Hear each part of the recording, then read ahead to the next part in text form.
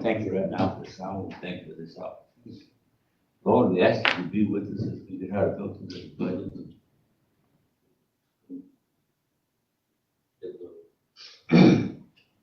Be presentable to this county, to the state, and to all our citizens. Thank you right now. We ask your help. Father, we know that we need your help. And we thank you. We love you for what you've done, what you're going to do. And we thank you. These blessings and all of the blessings we ask. In Jesus' name. Amen. Amen. Pledge allegiance to the flag of the United States of America and to the republic for which it stands, one nation, under God, indivisible, with liberty and justice for all.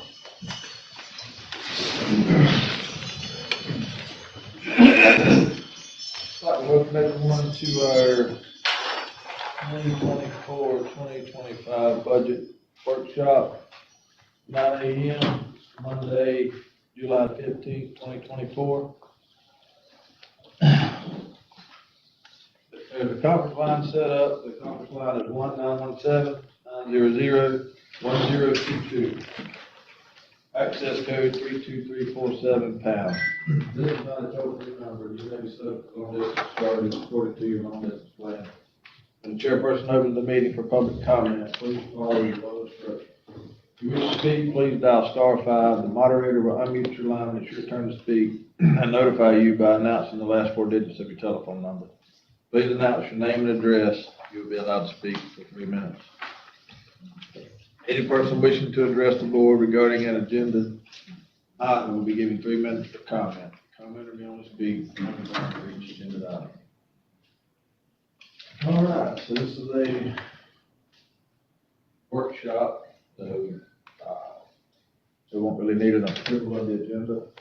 So we can move on to item 4, the board to hold budget workshops to discuss all aspects of fiscal year 2024-2025 budget priorities.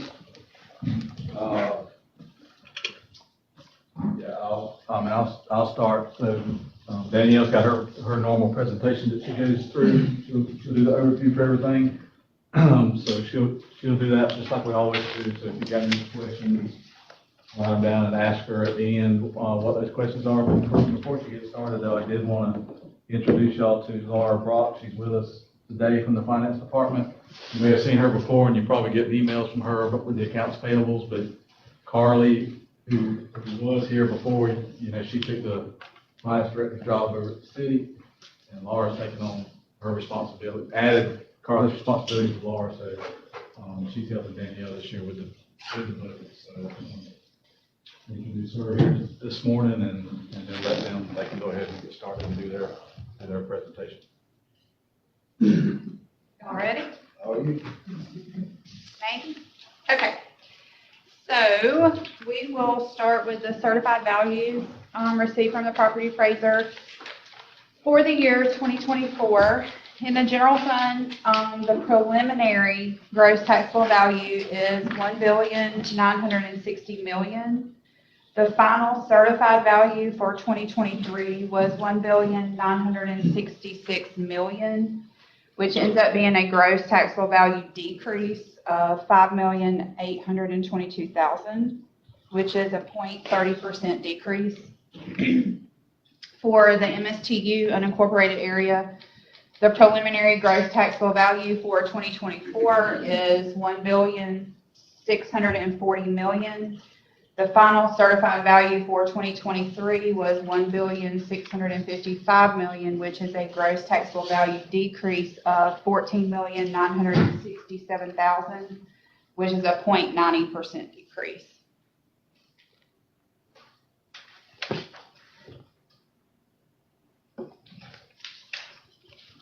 So this shows the current year millage rate compared to the rollback rate.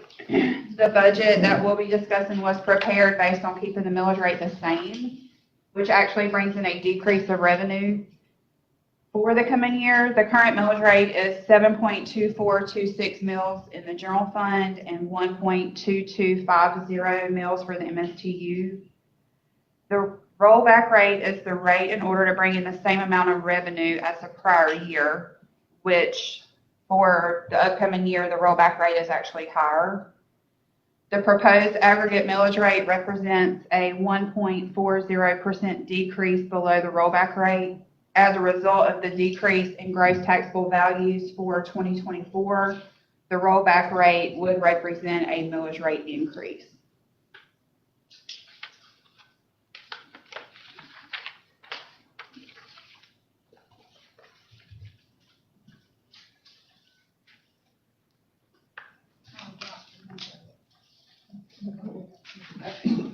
Sorry. Okay. So for the 2023-2024 fiscal year, the general fund final adjusted revenue was $14,242,000. And by keeping the same millage rate, it will generate $14,200,000, which is a 0.30% decrease of $42,169. For the 23-24 fiscal year, MSTU final adjusted revenue was $2,028,000. And for the 24-25 fiscal year, the same millage rate should generate $2,009,000, which is the 0.90% decrease of $18,335. So in total, keeping the millage rates the same for the upcoming fiscal year of 25, it should generate $16,210,000, which is a decrease of $60,504 and 0.37% decrease.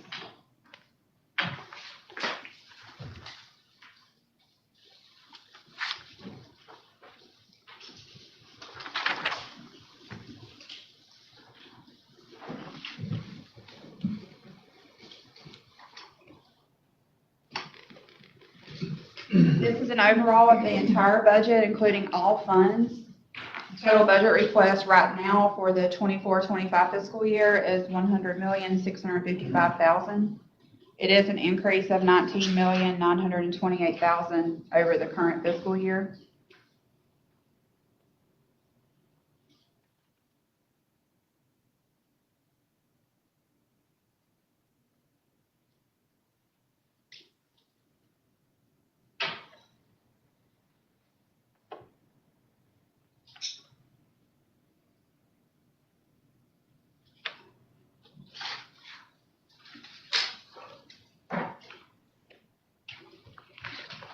So this next slide is, we start with the general fund.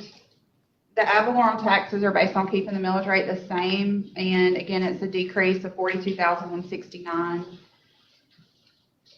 Moving to the rest of the revenues, EDR has not provided the estimates as of today for the state shared revenues and sales taxes. So based on the estimates, I budgeted a slight decrease on the half-cent sales taxes, but an increase in the state shared revenues, and that's again based on estimates. I'll look at the past couple of years and what we've received this year.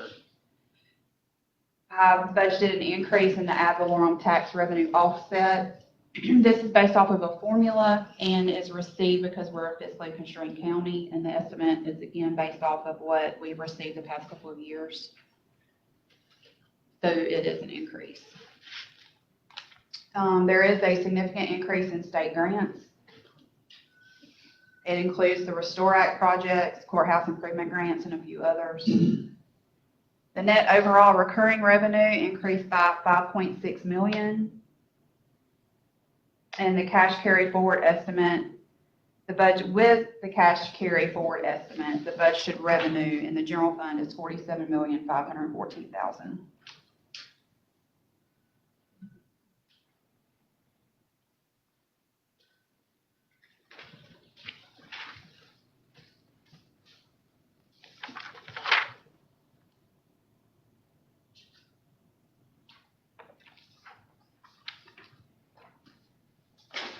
On the expenditure side, all departments with personal services and the constitutional officers reflect the dollar an hour increase, retirement, and there were some health insurance premium changes that Gary's going to discuss.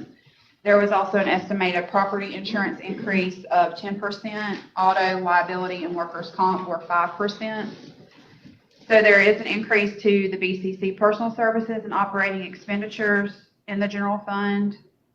then you go to the transfer to constitutional officers. Again, they reflect the dollar an hour, and they are going to talk about their budgets during their presentations. So overall, the operating expenditures requested have increased by $778,000.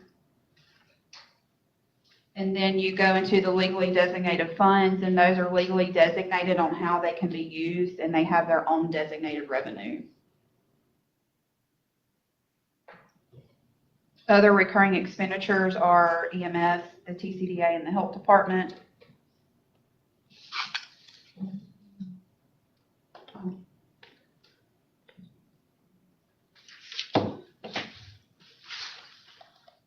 And the next group is the new grant-funded capital. It is shown as an expense, but the revenue is coming in to offset either all of it or % of the grant. And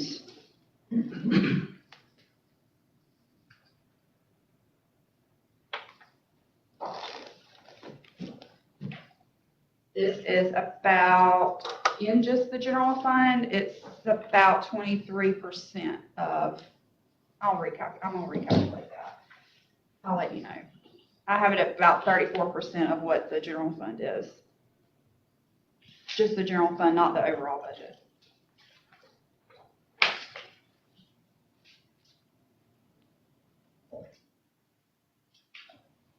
So Marcia's fixing the slide, but your next page in your handout that you have.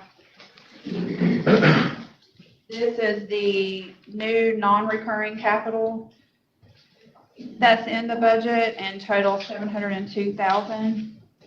So the total expenditures budgeted is $30,437,000 before the capital adjustment. And when I say capital adjustment, because I reduced the general fund reserve by the capital, I'll go ahead and reflect that.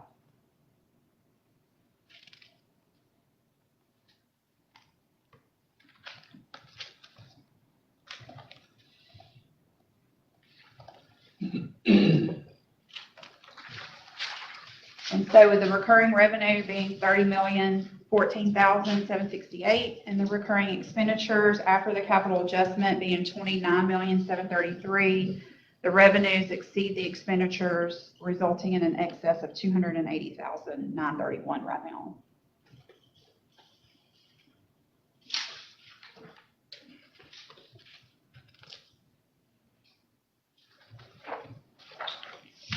This is a list of what is designated to be funded with carry forward. It's capital improvements or projects that will not be funded completely before the end of the fiscal year, and they carry over.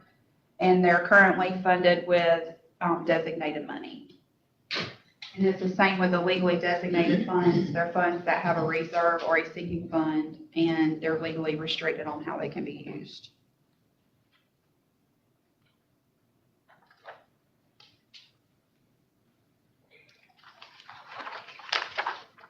And the next page is the general fund reserves. Capital improvements already reflect the new capital request and is subject to change between now and September.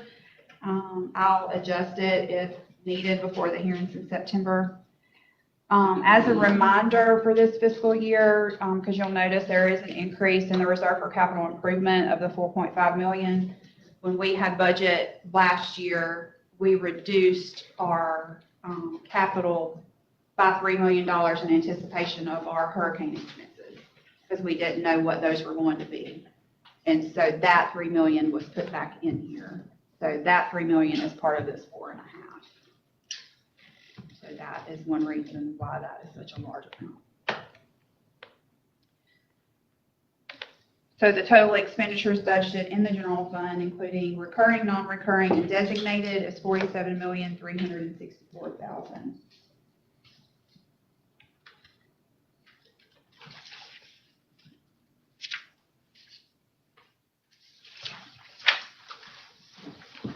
So in the MSTU, we've budgeted the ad valorem taxes based on keeping the millage rate the same, and it is a decrease of $18,335.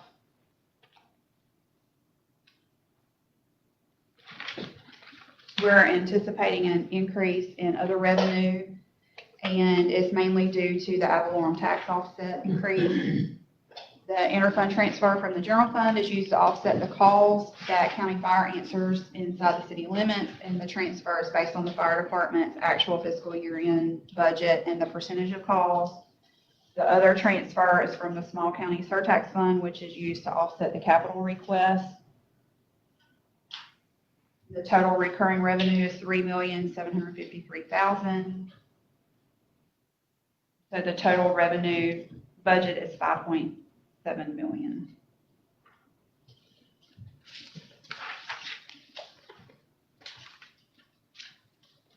There is an overall decrease in the expenditures in the MSTU fund. That is because the capital request is less than the previous year and the health insurance premium reduction, but the dollar per hour increase along with the retirement and property insurance has been budgeted. The county match for the fire station is also budgeted at $700,000. That was discussed inside of last year during budget workshop, so that's how I reflected again this year, and it's been reduced from the reserve from capital. The recurring expenditures minus the fire station match is $3,735,000.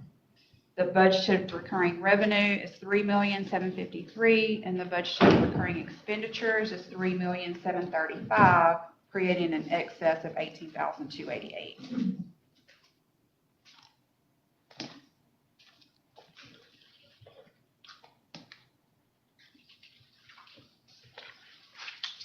And then this shows the amount of the cost of the dollar per hour for all employees and constitutional officers, and has been reflected in the appropriate departments. The general fund includes some county departments as well as the constitutional officers. Then you have the airport, road and bridge, MSTU, solid waste, landfill, ship, and the airport enterprise fund. And the estimated cost of the dollar, including the salary and benefits, is $685,516.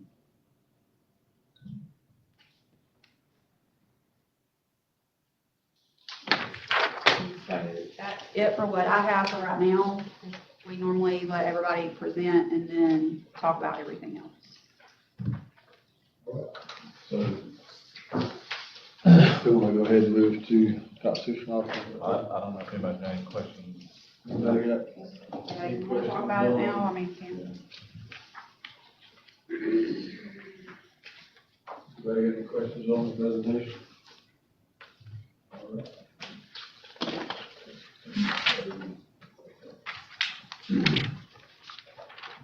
Move forward. We got property appraiser, sheriff, I don't have him on the list. The sheriff's coming Thursday with Marty, I believe. They're scheduled for Thursday, so. I'm just listening. I got you. Okay. All right, so we'll bring our property appraiser, Michelle Beach.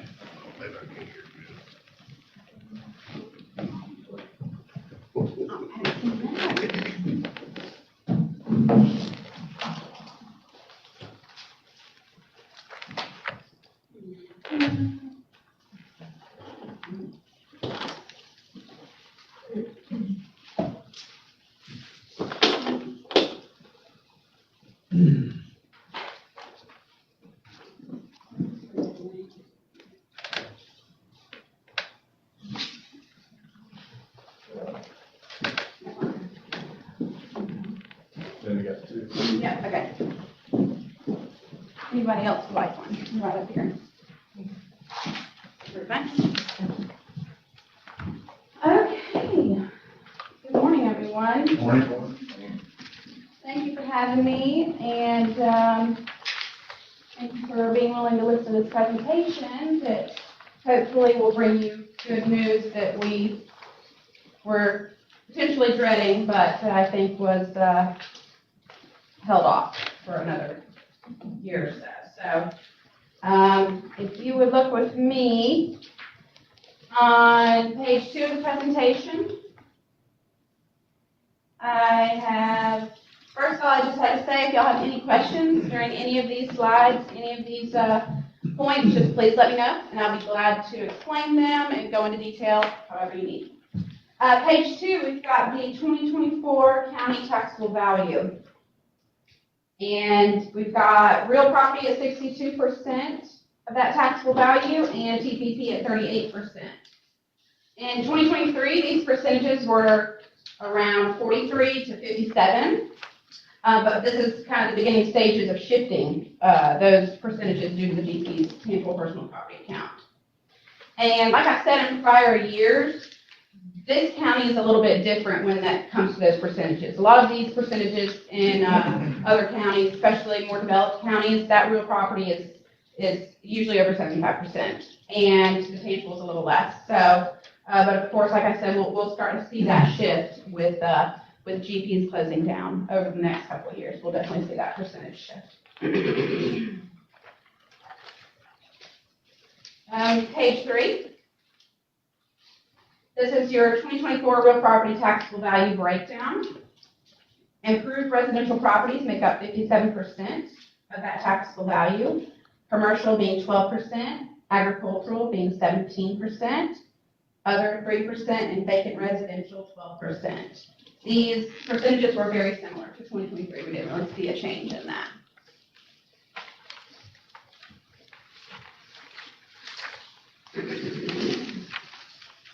Page 4, improved residential parcels. So these are all of your parcels that have residential buildings on them.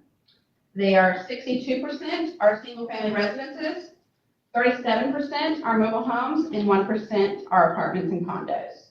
And that is the exact same percentages as last year. So even whether it's new construction or new mobile homes being placed, that percentage hasn't changed. And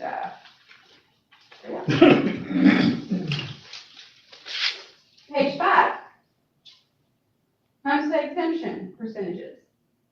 Out of all the residential parcels in Taylor County, 62% are homesteaded and 38% are non-homesteaded.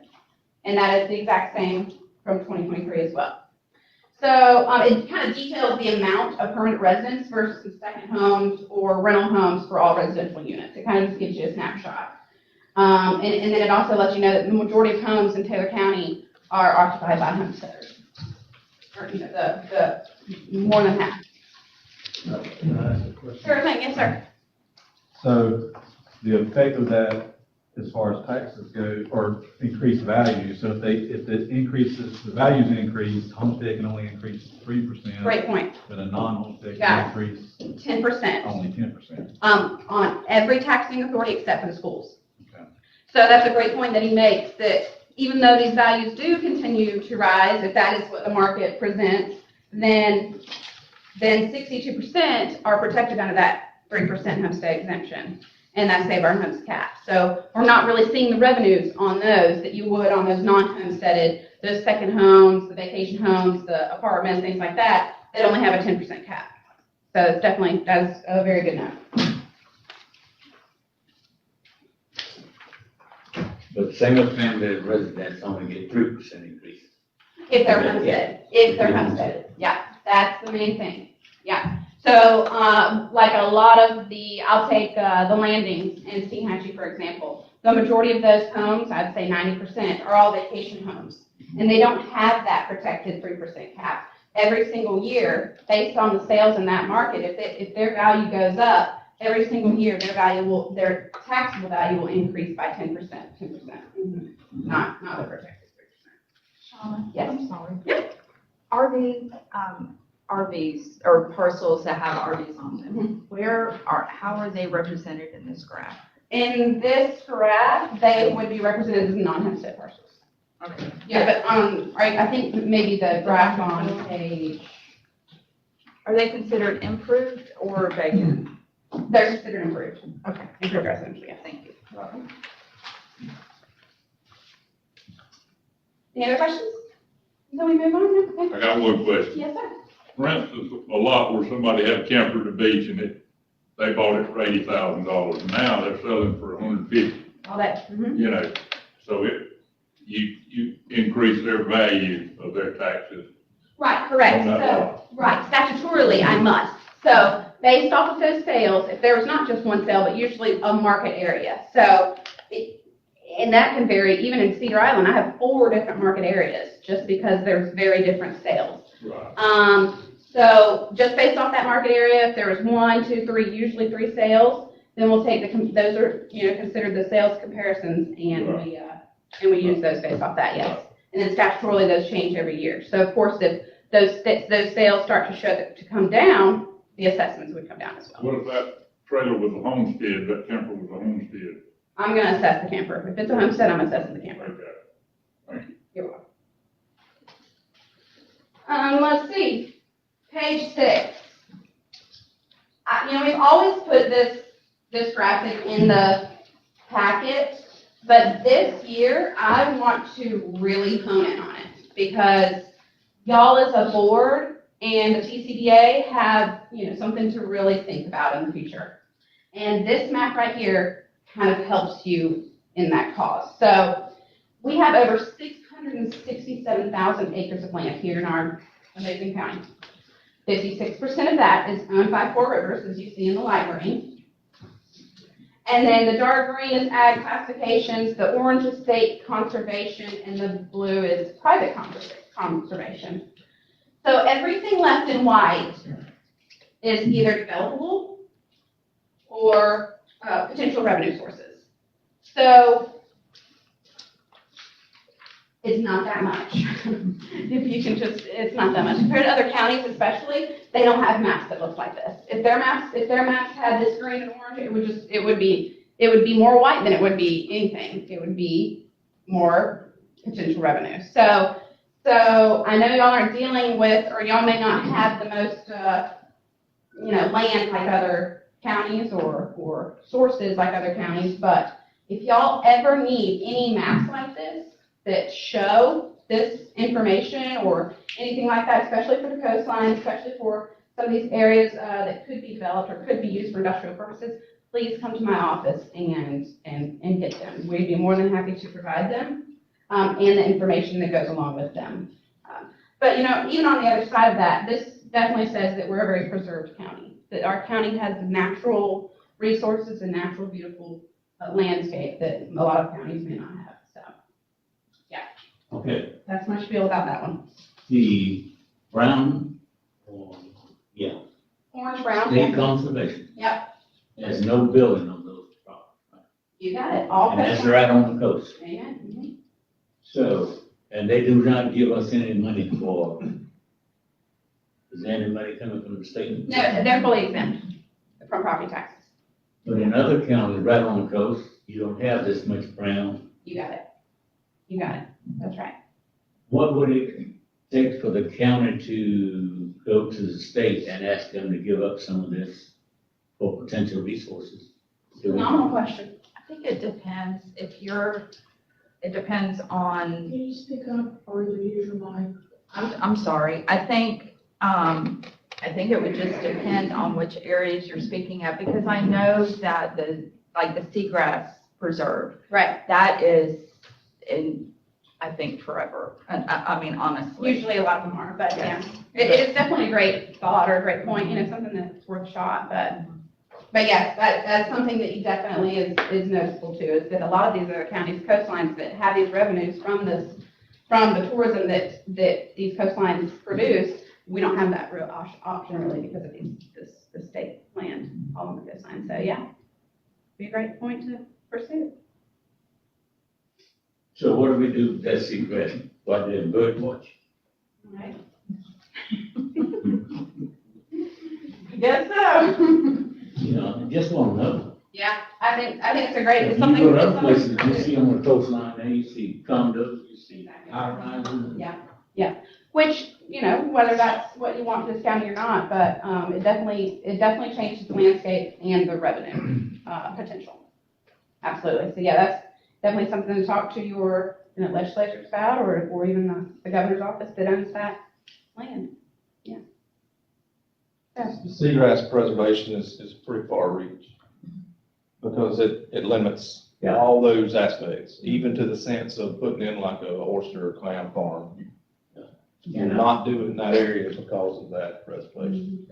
And we've looked at trying to have that. And no dredging. I mean, yeah, dredging would be, probably impossible. I hate to use the word Given impossible. some of the condition, that our marine agents reported, and the issue, the concern of seagrass out there, you have a tall order to have that changed, in my opinion. Yes, from what I've seen, the state doesn't just go and purchase land for just random reasons. There's a reason that they have this, and whether it's for conservation or, but for the most part, yeah, it's fully exempt and it's not on the roll, so.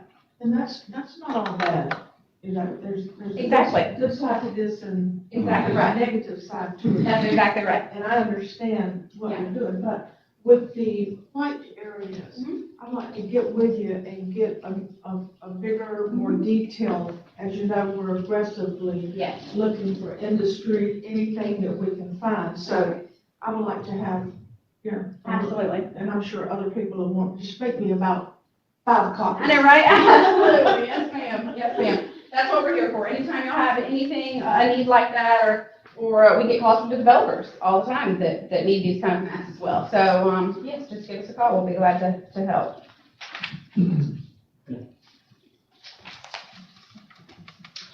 Page 7. What y'all are interested in very intently at this moment in time. 2024 county taxable value. And we've broken this down by type. So at the bottom there in the chart, it says 2023 final.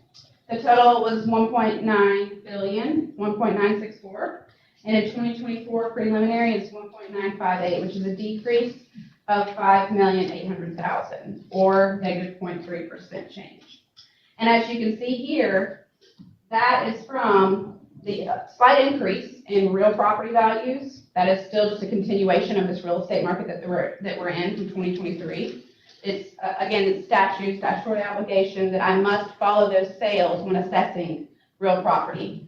And those sales held pretty steady in most of the county, but in Steenhatchee and the Beaches, it really just continued to exponentially increase, so.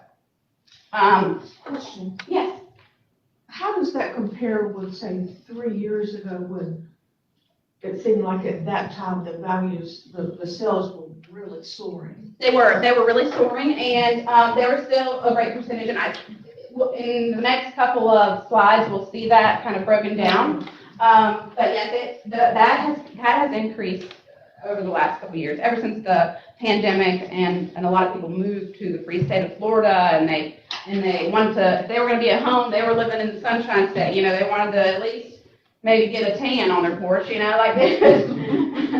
But that's really when we started to see that increase, 2021, 22, 23, all of this real estate market really started booming in Florida. And across the country, it started to kind of decrease, but in Florida, it's stabilizing or still going up in some areas. So yes, that has increased. But of course, in the prior years, this tangible personal property had also increased as well, based off of GP's tangible personal property count. When this year, you'll see the first decline, based off of their tangible personal property account. And I had a question or Yes. maybe a comment about that, maybe it's more Danielle, but when we calculate the ad valorem taxes, we use the millage rate against the total. So it's the same, the millage rate applies to the personal property and the real property. Right.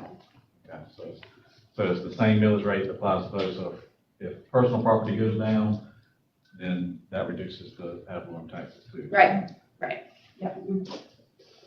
So, but thankfully, it evened out a little bit this year. I know that y'all, a lot of citizens and even some of you on the board were very concerned about this year as far as GP's tangible personal property count, and what that would look like. But from our serious discussions that we had, we were able to hold that off for at least another year. Yes. Sorry, I got another question about it. Yeah. So on the change part, so the real property went up 109 million. Yeah. And the first part went down 115. Is that mostly GP 115, or is it just probably just? Not sure if I can answer that legally, Gary, Okay. but, sure. Okay. Yeah, yes, no, I can. I just thought about it. Yes, I can. Yes, it is. Mm-hmm.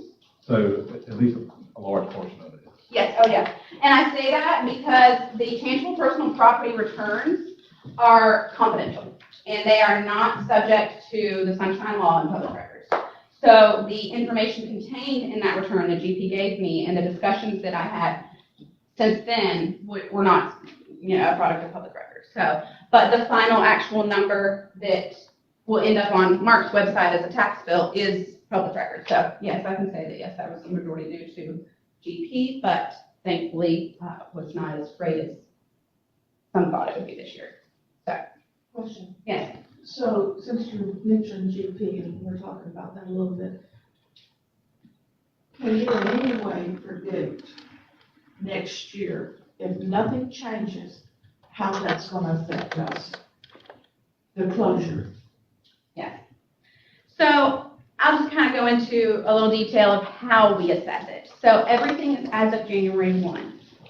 So when they sent that return in this year, it was as of January 1. They had closed November of 2023, but as of January 1, 2024, they were still making statements that they were a working, available, sellable condition.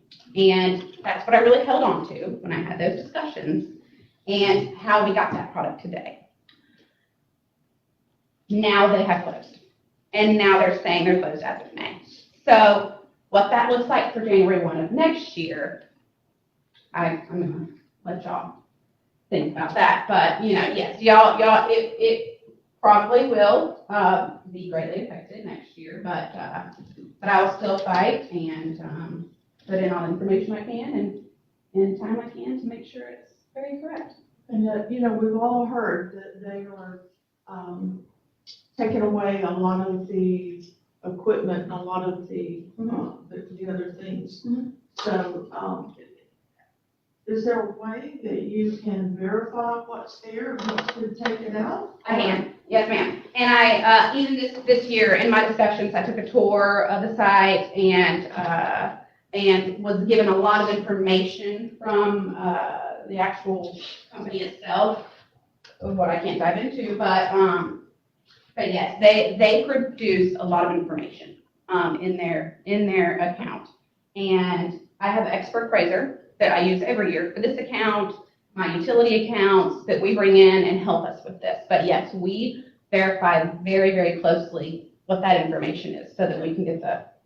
Don't let them get by with anything. Definitely didn't. That is proof in the pudding this year. And for next year, and Yes, I will not stop. No, it was very successful this year, and I will not stop. I'll continue to do everything in a very diligent manner. So, yes, ma'am. is there anything else you could stick them with? Well, I don't know about that. I'm just a property appraiser, but no, I think we did a pretty good job this year. Let me just put it this way, So, yeah, no. Like I said, everything's as of January 1, and now as of this year, May of 2024, they are now closed. So, if that gives you any inclination to what next year might look like. It'd be hard to gauge what's gonna happen next year, and I understand, that's just making sure it's an area that they do production that doesn't go on out there. Correct. Correct. But still, That's why I'm holding off on really saying anything definitive, because they could. Like they said, they have gotten some permits that could make the site usable in different areas. So we'll just leave it at that.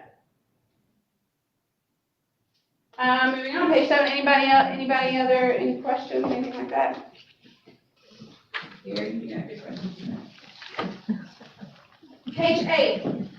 Okay, so like Ms. Pam was saying, this graph really does show the taxable value trend for the last couple years. And that 2018, 19, 2020, before the real estate boom, a lot of those were from the GP's investment in tangible personal property. And then in 2021, 22, and 23, we saw those huge jumps, and that was from the real estate market. And that's even a great example, too, of what that real estate revenue can really do versus tangible personal property revenue. And investing in development or sources of revenue on the real property side that can greatly increase these roles. And this real estate boom is a good example. So then we see from 2023 to 2024, and that slight decrease just based off that one account. What is the percent, what is the percent of decrease? That was that prior page, and it was negative 0.3%. Okay. Value of new construction on page 9.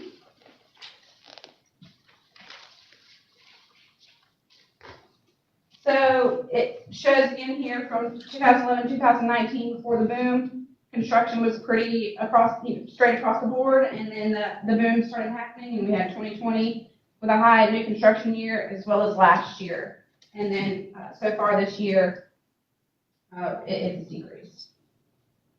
But still new construction at $20 million. So some is being. Page 10, taxable value for market value. So this is one of my favorite ones to go through because it really, it goes into the details of how we value property and how that starting just value gets down to a taxable value that is the basis of what we pay our taxes on. So our total just value is $3.6 billion there at the top. And then you subtract your assessment limitations. That's your ag classifications, conservation, pollution control, homestead caps, and non-homestead caps, for a total assessed value of $2.4 billion. Then you remove your exemptions, which are your homesteads, your veterans, your government exemptions. So, like you were asking, the state properties, that's that government exemption right there. 188 million. Institutional, widowers, all of the exemptions, you deduct from that, and then that gets your taxable value at $1.9 billion. And that goes for every single parcel. So every single parcel that we have starts out at a just value. If they have homestead, they would have that homestead cap. If they've had the homestead for a while, that would reduce their value, and then their exemptions would reduce their value even more. Homesteads is still $50,000 or 25? It's still 50, yeah. It's still 50 for anything that is over 75,000 in value. So it's broken down like this. The first 25,000 on your assessment is fully exempt. The second 25,000 is fully taxed. The third 25,000, so that means if you have a big assessment over 75, the third 25,000 is exempt except for school taxes, based off of the statutes and legislature. So, yes, any other questions on that one? That was usually a big question one. Okay. Let's see, page 11, number of qualified sales. So I want to point out that after the boom in 2020, so 2021, you see all these sales, 2022, a decrease of sales, 2023 decrease, 2024 to date, it would still be, even if that was double, it would still be less than last year. The reason being, the sales, the actual number of sales decreased, but the sales price increased, supply and demand. And so it was resulting in higher market, which resulted in higher assessments. What's funny is back in 2022, someone came in and they said, my neighbor just sold his house for this amount of money. Should I sell mine? And I said, well, I don't have a crystal ball. I have no idea. I said, I think that's just why that number is so high. I can't believe it. A couple months later, the same person came down and said, well, that person sold it for double. I should have sold my house right then. And that's when I knew that this market just kept growing.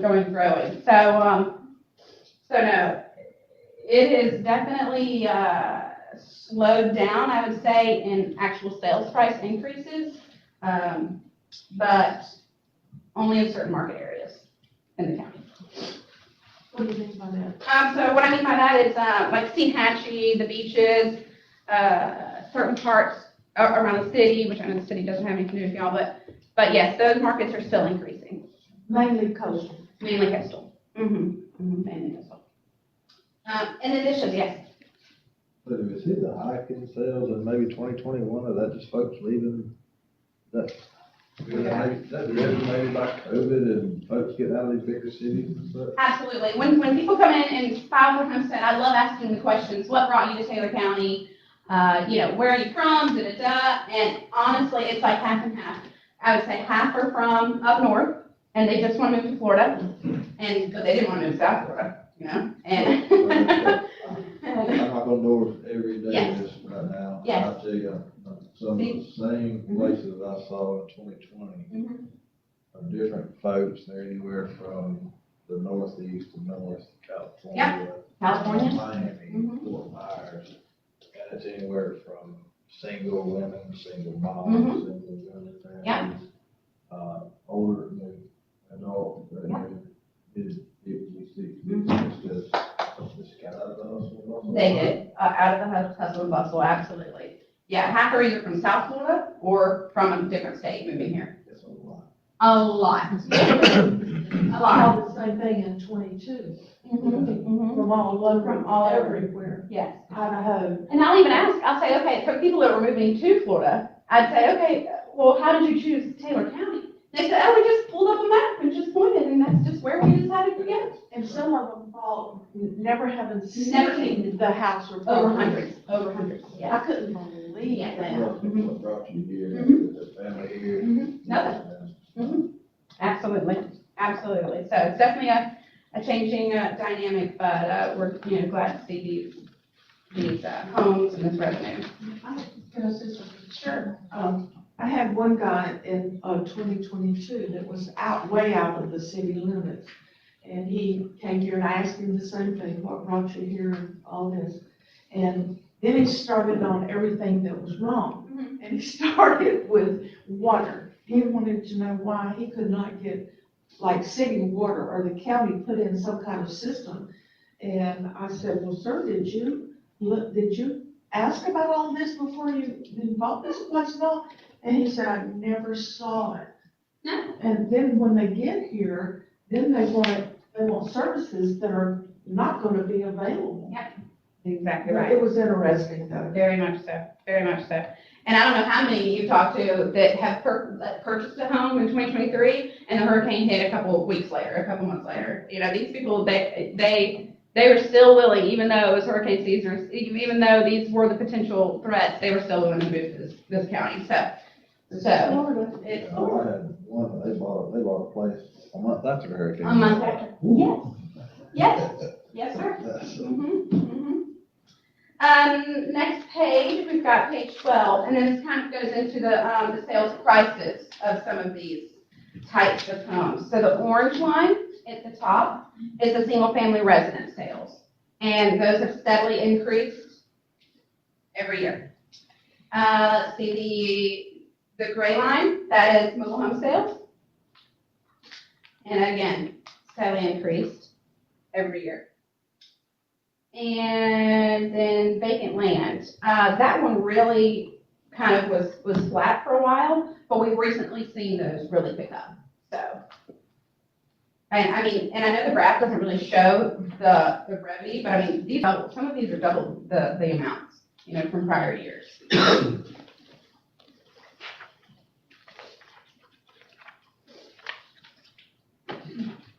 Is that the last page? Yes. Okay, I just want to make sure we're all on the same page. Okay, now, I didn't have the one that we have up there, this last page. You see the mobile home did decrease in 2024, and, single-family residence a little bit. And then vacant land, stayed the same. So that kind of shows you that overall, for the entire county, they are kind of staying the same or decreasing a little bit, but I feel like the overall coastline is really kind of making that overall on the entire tax roll kind of even off or even go up, increase a little bit. So that is the situation on that. Any questions overall? It just looks like and I'm looking at this last page, it just looks like the mobile home sales really took a dip. They did. Mm-hmm. More than anything, I wonder why that is. It could have been a lot of things. Could have been a hurricane. Could have been the market. But Well, it looks like maybe 23 was the anomaly. It oh, was really 23. high that year for some reason. Yes. Yeah. People would come in and say, well, why is my mobile home, 30 years old, single wide mobile home, assessed at this amount? And we had to show them these sales of over $100,000, over $150,000 that people were paying for these 30-year-old single wide mobile homes. And that statutorily we have to keep up with that. So, Heard of people going and pricing on new, and I think. Oh, new, price new, Probably low. $300,000. How much? 300. Yeah, The low end is 150. Yes, sir. The low. that's unbelievable. All day long, yes, ma'am, it is. Okay, and then we wanna go into my budget? We wanna say that too? Okay, we can do that. Everything else, yes, please. And they all have a copy of that? Yes, in their binder. Okay.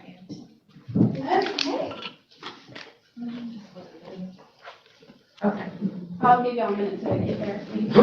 If you don't want to flip to your binder, you can, if you want just the total, it's on this overall, on page 9 of the overall.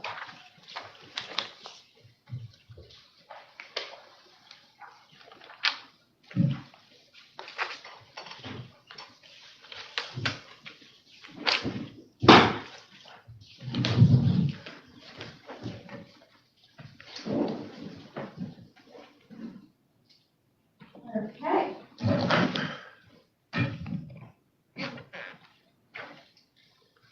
So we've got a total increase in our budget of 2%. And the majority of that is the $1 increases that we spoke of in budget talks. And personnel services was almost flat, $170 increase. Operating expenses, $1,200. And the Department of Revenue requires me to put that $1 increase in the non-operating and wait for y'all to approve it before we actually put it in personnel services. So it's already kind of divvied out so that you see the amount and percentages that get changed. We had quite a few of our contracts go up on us this year as far as value, as far as inflation. So we really worked hard to cut in other areas to make it not such a huge increase in our operating expenses, as far as that goes. I have a question for you. Our chair at one of our meetings not very long ago had suggested that, I guess for Wanda, or you just made a general statement for everyone to consider cutting their budget. Did you get that? Did you get that, Yes. request? Yes, and that is what we really try to do as far as the operating expense and the personnel services. We cut as much as we can to take up for those contractual increases so if we didn't cut, it would have been much higher than this, much higher, because of our camera system provider, our appraisal systems, all of these things. It would have increased much more than this, just. Well, I know that everybody has got to keep in mind what you're on, Right, okay? And next year, unless we have a miracle, sure. these numbers are gonna be much lower. Mhm. And it's gonna come a time that everybody, if nothing changes, you're gonna have to cut whatever that means. Absolutely. And as you know, Yes, you only have so much money. absolutely. And when that's gone, or we don't have it, then That is correct. hard decisions will have to be made by Yes. everyone. Yes, So I just,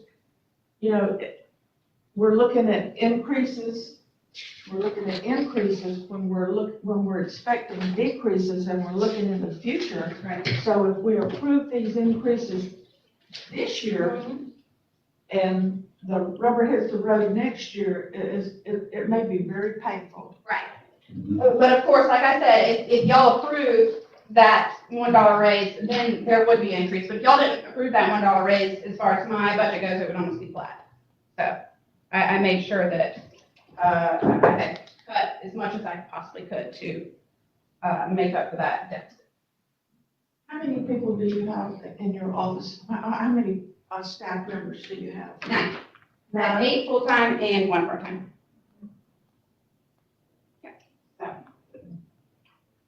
you hired any new ones in the last year, I guess, so to speak? I've had some part-timers go in and out, just because they're part-time and they had different seasons of life that took them away. So no, I have my receptionist who is part-time, and I've had to hire them. Not necessarily added on. Right, so no, definitely not. That's part of the discussion of just really looking, and, because we knew that, going off of You what, probably might have to use some. going off of what Commissioner Fiegel had mentioned about, trying to trim it as much as we can, especially after the meal place. Right. Like you said, we are looking at part time, and none of us wants to cut anything. Sure, exactly. Definitely don't want to cut anything, but I mean, that's the discussion was if we did have people to Mm-hmm. leave for whatever reason, to not replace them. Right. The duties. Right. And that would be a minimal piece of That's right. cutting out on salary, so to speak. So, Right. so just- Yes, I have some that might potentially retire soon, and I would not, be filling that role, I would be decreasing, just to help the county in general, so. One other thing, and I'm just passing along what I hear, okay? This is just strictly what I hear on the street. But I often, and I bet most of y'all hear it too, I hear a lot about, I walk in the courthouse or I walk in some of these offices, and there are lots of people in there. Why do they need so many people? And I can't answer that question. Sure. But that is asked quite frequently, Yeah. seeing all the people in these offices, so. Yes, yes, So y'all know. yes. what And we hear the people same are thing as saying. well, and we always have, obviously, a reason. So, and I'm sure every single one of the constitutional officers can go into those reasons and how vitally important they are to produce this. I promise you, I didn't produce this by myself, this whole entire thing, and this whole entire role, and all of these numbers. It's millions and millions and millions of numbers and thousands of places that we have to go to every single year and get this information. So I do understand what you're saying, and I appreciate you relaying that message, but we get that message as well, and usually when I explain it, the people are more than understanding of what we And do. again, I go to next year and the year after that. Absolutely. And unless something drastic happens, a miracle, and I am not for people losing their jobs. I want to make that clear. But if it gets down to where we think it may be, that might be one of the tough decisions that we all have to face. And I hope that doesn't come true. Me too. Because especially with Taylor County the way it is now, we need more jobs, not cutting jobs, but I'm just saying for budgetary, reasons, something will have to be cut. I don't know what it is. I'd even say even look at, I don't know how often y'all collaborate with surrounding counties, but even maybe talk to some of the surrounding county, appraisers or clerks and see. Likewise, for our population such as what we're Absolutely. serving here and how are they operating their offices with maybe less people? Absolutely. And it may be, like I And we said, do, and I can't speak for the other constitutional officers, but I know that as far as my association goes, we have good relationships with these other counties, especially our similar sized population counties, and we have one of the smallest, employee numbers as far as our population goes. So we do, we try to keep it small, we try to help the taxpayer. I will say, Mark and I, myself and Dana, we even share a payroll person, so that we don't have to have the additional health expenses, like, all those other expenses. We try to share that and help the taxpayers not have that, with that bill as well, so we always try to look for ways to cut and to help, so. When did y'all do that? I did not realize. Yes, we started doing that when, Well, Mark? we've been doing it for, oh gosh, probably 10, 12 years. John done it since like 2006 or 7. Well, for one office now, joining in with Shauna's office. Yeah, so it was probably when I got elected, because I did it before I got elected. So then, whenever I got elected, I started using their same person, so that we didn't have to pay out an additional health, which is, I know expensive. The life, all the other things that we have to pay, it's just one salary, split among all of ours. And that's something that we try to do and try to think of other ways to do, across the board. That's good. Yeah. Thank you. Yeah, I might have stole your thunder on that one, Mark, sorry. It's okay. So the information got across. any more questions? All right. All right. So, we're good. Yes, sir. Thank you. Good one. So, next, we will have our tax collector, Mr. Mark Wiggins.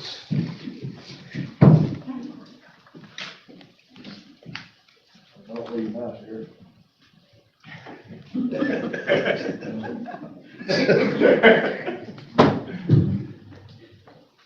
Good morning. Morning. Love what y'all done with the place. Acoustics is great now.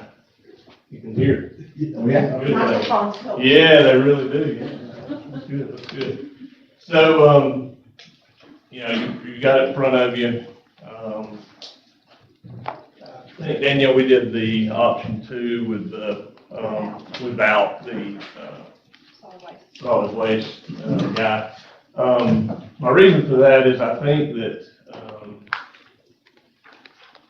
right now you got 3 people going out, or 3 officers going out. You got the property appraiser going out, you got me going out, and you have your code enforcement guy going out. I'm going to the same place that your code enforcement guy is going to, because neighbors are calling. Are these people being assessed for the 4 RVs that are on their lot? That's the, you know, that's what we're getting. So I think that in the best interest of what we see coming on the horizon, the board could have a full-time code enforcement officer with this money that I would give back. I'll give you the truck, I'll give you the program. I don't think we need that many people going out. How would that change your budget? It takes 48 some odd thousand, it's a wash for you guys, is basically all it is. And I'll get into some of mine with, there's a little bit of an increase because of computer stuff we have to use.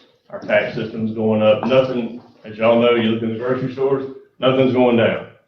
Everything's up. So, you know, that, I've got those increases that I can't do anything about. I will tell you though, that I have a plan in place to cut my staff down to 8. I have 11. The reason I have 11 is because I had 3 off. And that's why since I've been there, I've been trying to get out of the courthouse. Thank God we didn't get out of the courthouse, because what would we have now with the lower next year's, or not next year's, but the next year's lower budget we're gonna have to deal with the tangible decrease from GP. We would all move into the courthouse, and 2 would be through retirement, so they wouldn't be laid off. 1, I probably would have to. That would put you down to 9. No, that would actually put me down to 8. I can run it with 8, not including myself. I can run it with 8. Because I'm looking at yours, and almost a 24% increase is quite an increase for your office. Yeah, so what happened there was last year, the $1 an hour raise was not in that budget. And I'll take the blame for it, but there was a misstep that didn't happen this year. But, so that's why you see that big of an increase. From that, what most of it is. That's what, yeah, that's what it is.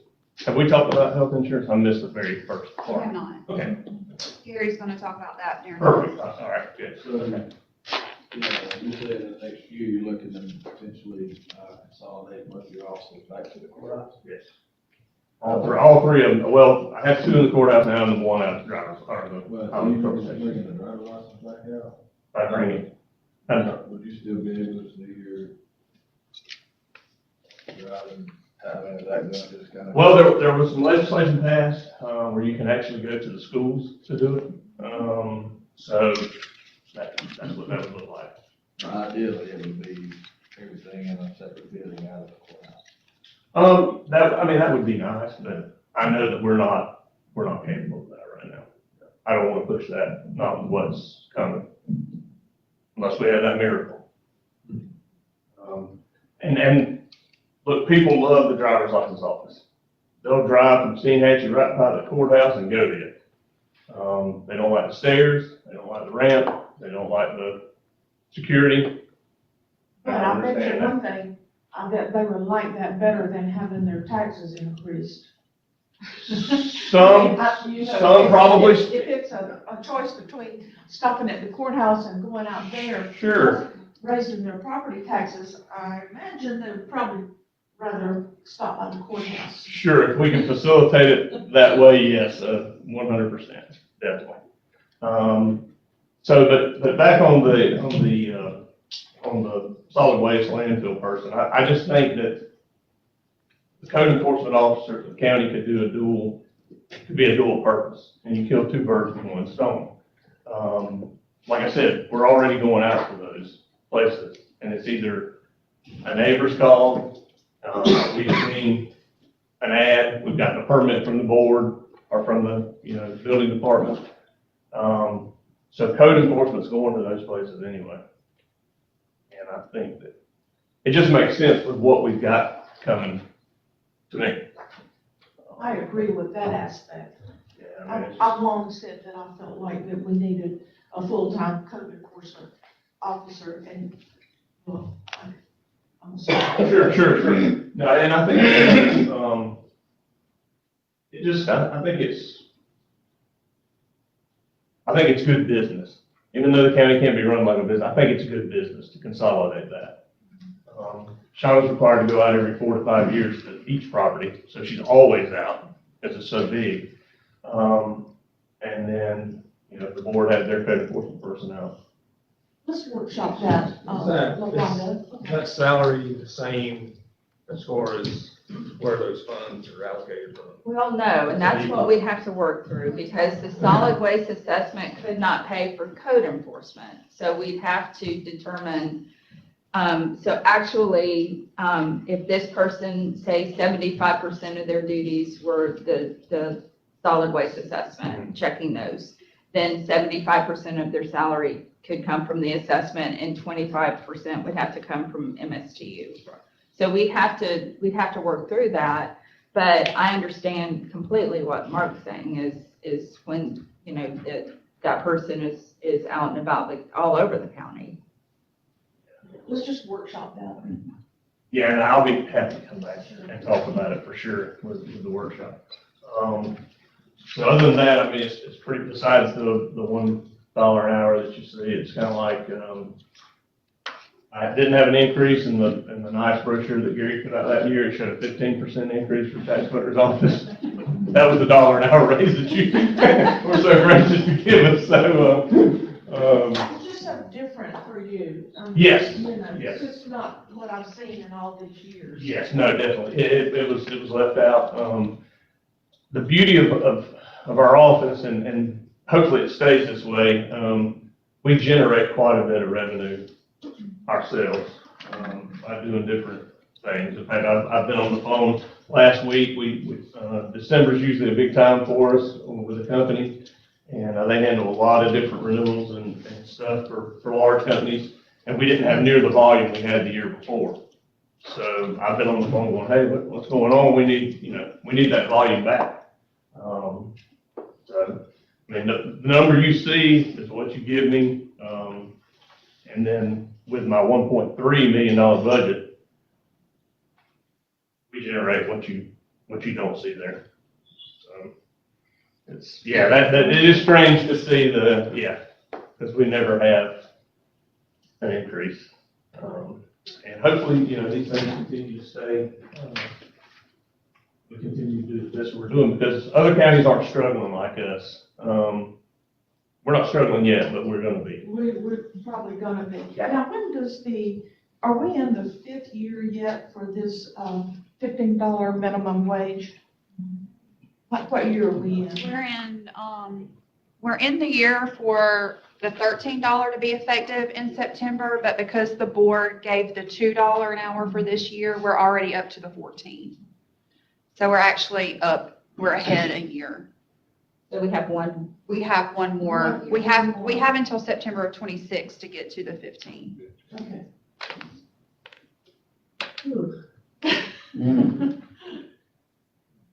Yeah. Hard times are coming.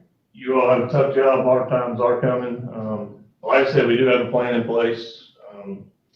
I met with the state right after we heard about GP, and so we've got to figure out, we're gonna have to do some modifications in the courthouse, but I'll handle that. Mark, I think, and you heard what I said earlier, I think everybody understands where we are and where we may be going. Like I said, we'll have so much revenue, so when the rubber hits the road, and I'm hoping that doesn't happen, because I know we're working very hard to find industry and all, but, that's no guarantee. No. So Not at all. And the answer to your question and, about why they have all these employees in there. So we have 11, but that's 3 different offices. So I have 3 upstairs handling all of my tax information, collecting $54 billion worth of tax type stuff.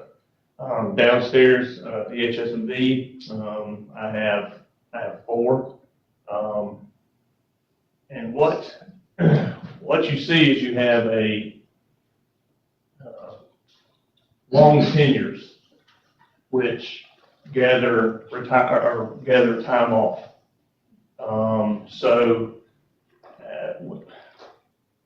one of the toughest decisions I ever made was to close driver's license for lunch.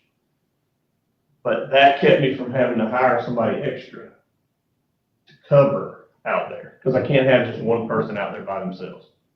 It just doesn't work. The glass we got during the COVID year and the lock we put on there, it makes me feel better about the employees being out there.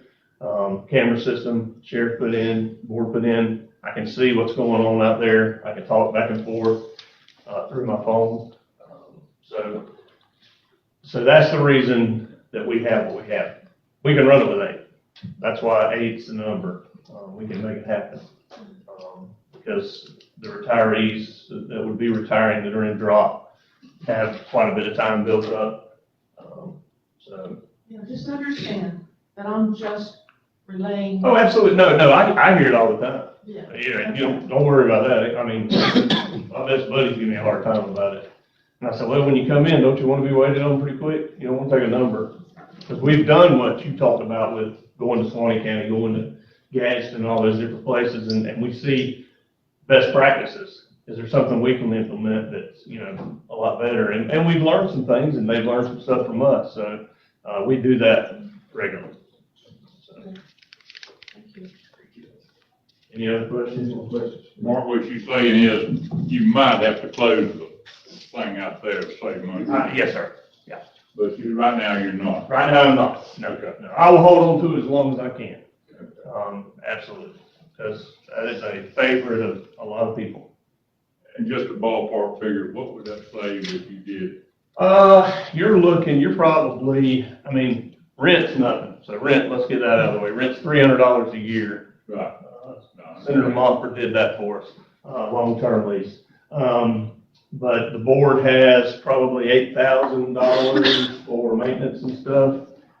I'm getting little numbers and I'll get your figures. And then you're looking at, basically two salaries with health benefits and everything like that. So I would venture to say it would save $100,000 probably, just off the top of my head. So, it's a big chunk when it comes down to it. And then you're gonna save some more with one retiring up here too. So basically everybody in my office is cross-trained in everything except for driver's license. So anything we do, everybody's cross-trained.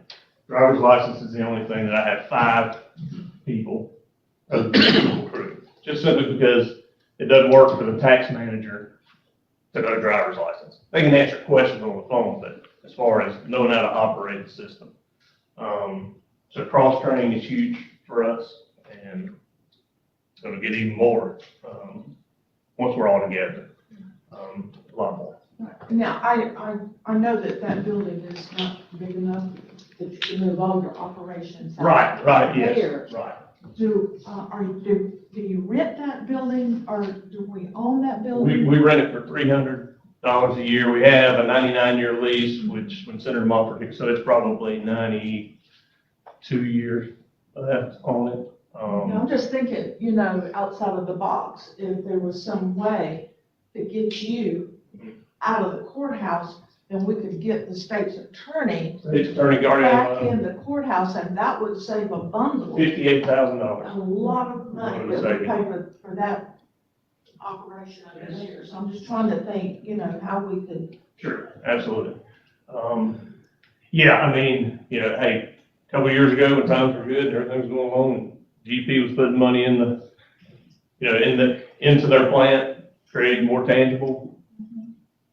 There were some good places. Jim and I talked about the old Citizens Bank would have been a good one, well, now it's torn down, you know? Yeah, drive-through service would be great. I'd love to have a drive-through service Yeah. for the people, for simple stuff, renewals and things like that, I think would be really cool. I don't want to take a bunch of your time, but I did look at, they have these kiosks that do renewals. Most of them, Lakeland was, Polk County was the first, test site, and of course, they put them in the Publix. You just go in there, you're shopping, and you say, oh, I need to renew my tag, so you go to the machine and you do it. Well, you have to do 800 transactions a month to pay for the machine. And Taylor County doesn't do 800 transactions a month for renewals. So it would cost money to do, so it just didn't make sense. But any other questions on the tax part? I want to give you all some information just real quick before I leave, but any more questions on budget-wise or anything like that? Yes, we're cognizant of what's going on, and we're doing everything we can too. I mean, anytime I hear somebody that's looking to relocate, boat manufacturer, whatever it may be, you know, we're calling and letting TCDA know and getting into those folks, because there are some things out there. Georgia's kicking our behind. I believe that, Florida needs to step it up a bit. People are moving here because they can work remotely also. So that's why those folks are coming here, and they can work remotely, and that is huge. I know several, General Motors, are not automobile industry. They're living here in Dayton. Yeah. But I want to ask you something. That's something we always win talking about headhunters. Mhm. Well, why we're not, looking at headhunters for industry?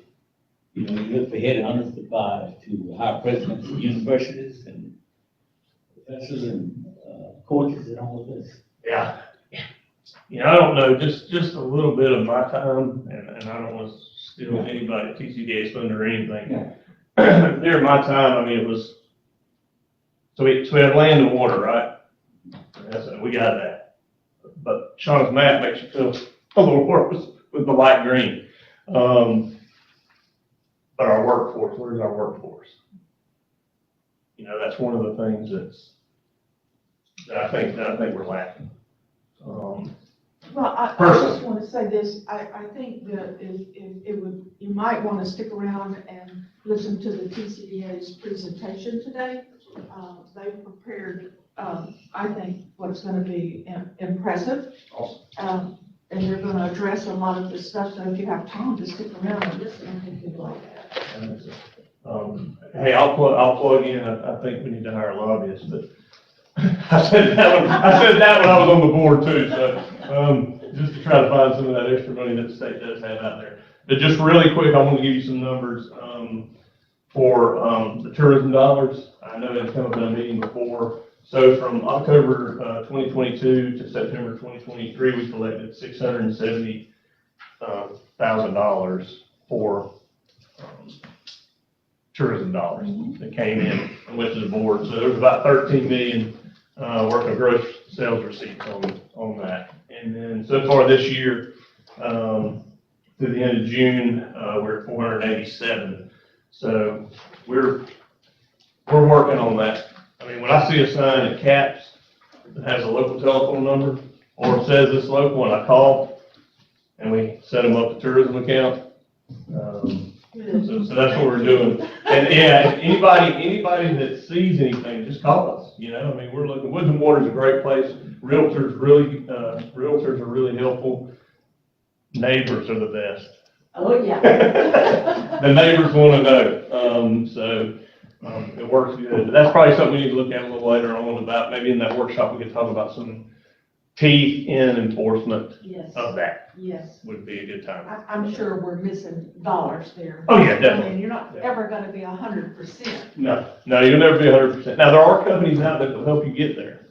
And they cost, one was $36,000 a year and one was $60,000. But they were only gonna guarantee me another 40 off of what they could see we were already doing. And I said, I'm not spending that money. No. So, Well, we can talk through it. yeah, I think it's good. I think we need to talk through it. I think we need to, everybody understand and everybody on the same page, and we'll succeed. we're gonna be fine, we're gonna figure it out. There may be some tough years, but we're resilient, and we'll make it. So, y'all need anything from me? Let me know. Stick around if you can. Yeah, I think I will, I'll stick around. Thank you. Thank you. We'll go to our clerk court, insurance committee, you know?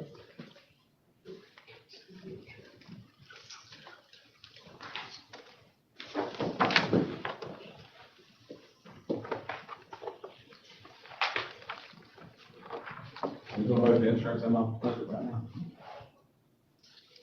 We'll just start with the insurance first. So the insurance committee has been meeting and has asked the insurance company for some renewals, and I'll give these out to you guys. See on the first one there, option number one is what we currently have. The insurance committee is also aware of, you know, what challenges that we're going to be having in the upcoming years. So that's why we asked the insurance company for this. So the recommendation from the insurance committee is actually option 5 on the second page. And what that does is that doubles the deductible for the individual and the family from 500 to 1,000, 1,000 to 2,000. And it also increases the out-of-pocket from 4,000 to 5,000 and 8,000 to 10,000. You can see there the annual cost down at the bottom, so it's not much of a savings. Even making that change only saves the county about $121,000, I think. So, you know, even doubling the deductible it made an impact, but not really a huge impact. So, but the insurance committee felt that you know, we probably started needing to make some changes, some small changes now, instead of just getting in a situation where we're gonna make huge changes later. Allow the people to kind of adjust, plus if you're gonna give $1 an hour raise this year, that'll help offset anybody who's now gotta pay an extra $500, you know, having a $1 raise to help with that offset. So, also, another thing that the insurance committee did was, so if you look at option 5, and you can see the rate for an employee only is $780.70. But that's a month. I pay 100% of that for all employees. So when you get down to the employee family, the $2,349.92, then you can see the one for the children is $1,452.10. You see the one there for spouse. The percentages that you pay have been all over the place there for those three. It's been that way for a long, long time. It hasn't changed a long time. And I think you pay around 82% of that for some of them, 85% for some of them. So again, the insurance company thought it was a good time to just go ahead and make a change and just go to 80% on all of them, so the employees would have to fund a little bit more of their portion. Not a huge increase. I think the biggest impact was on the employee spouse, which was like $44 a month. Again, given the $1 raise, so that helps, you know, to kind of lessen that burden some. But we thought that making the premium, making the percentages equal, you know, anytime there's an increase in their home, the employee's gonna pay a portion of that, and the board's gonna pay a portion of that. And then, of course, if you ever want to adjust those percentages, you can also adjust those. So that's gonna be the recommendation. You guys can think about that, and we'll put it on a next board meeting for you guys to officially approve that, if that's what you wanna do. Unless you guys know you don't wanna do that, but this budget does reflect those reductions. So, we did go ahead and put those reductions in the budget. You can look at the, Excuse me. Could you break this down into how many employees, employing spouses and, yeah, so if you. Yeah, so if that you we look know at- how are you looking many- at option 5? yeah. Okay, so if you look there, just above the numbers, there's enrollment, it says Oh, I see employee it. I see it. 94, I'm employee sorry. spouse 34. Okay. So that, there's a total of 199. It's all independent. That's not the total insured, because I think the total insured is like 200 or 300. do something. Yeah. That's the number of plans, 199 plans, and that's how they break down. So we got 94 people that are employee only, you got 34 people who have spouse coverage, 34 people who have children coverage, and 37 people that have family coverage. And the total number of insured, so that'd be 199 employees, and then plus their spouses and children, which I think puts up into, almost 300. If you look at the last page, which was some of the most drastic changes in the premiums, this is going to HSA. So we got those options there. Those, you can see the savings there. Now you're looking at, much larger savings. But you're also looking at a pretty drastic, or a really drastic change in the plan and how we do things. So what the insurance committee was recommending is as soon as we get done our budget stuff this year, like in October, or maybe before then, having a workshop for insurance and getting our insurance agent to come and go over some of these options and some of the things that the county can do to make changes so that we can, it takes a while for all this stuff to get going and get priced, and if we're gonna make changes before the 2025 year, we're gonna need, it looks like we're probably gonna need to save some money that year. We need to go ahead and be talking about it and deciding what we really want to do and go ahead and making those plans and get it all rolling so that we can see some more savings in the future if that's the desire of the board. Now, this So is do that. staying with the same company that we had for how long? This is saying United Healthcare and Recovery. I don't know how long, 10 years. Have you looked at other options? So you mean like getting it out? So we haven't ever did it out, and that's something we can do next year too. Good to get it out. We know that, we're only gonna get 2 bids. That's gonna be United Healthcare and, Blue Cross and Blue Shield, because they're really the only companies in this area that would be good services for the employees. And so, but that is an option too. We do have a very good loss ratio, and we are probably a very attractive group. So Blue Cross and Blue Shield may buy the business, and, we'll see what happens. So that's an option for next year too. Yeah, well, we may have the very best, but, I'd like to, for one commissioner, I'd like to see what someone else has to offer, just to look. It doesn't hurt to test the waters, right? Right. And so, that's another option too, and I do feel like we'd probably get a good bid from them, and look, and United Healthcare also. So, so I didn't mention this in the beginning, but option 1 is our current, which is also, there's no increase for that this year. So they didn't increase that this year for us, so it's the same, but we're choosing a different option to try to lower some of the premiums this year. Terry, what was the total cost savings with all the changes? I calculated based on the budget request, and it ended up being $176,963 That was the total. for all county departments and constitutional officers. So by going to option 5 and changing those percentages to 80/20, it's 76,000. $176,000 savings. And that is what's in the. Yeah, that's what's already reflected in this budget.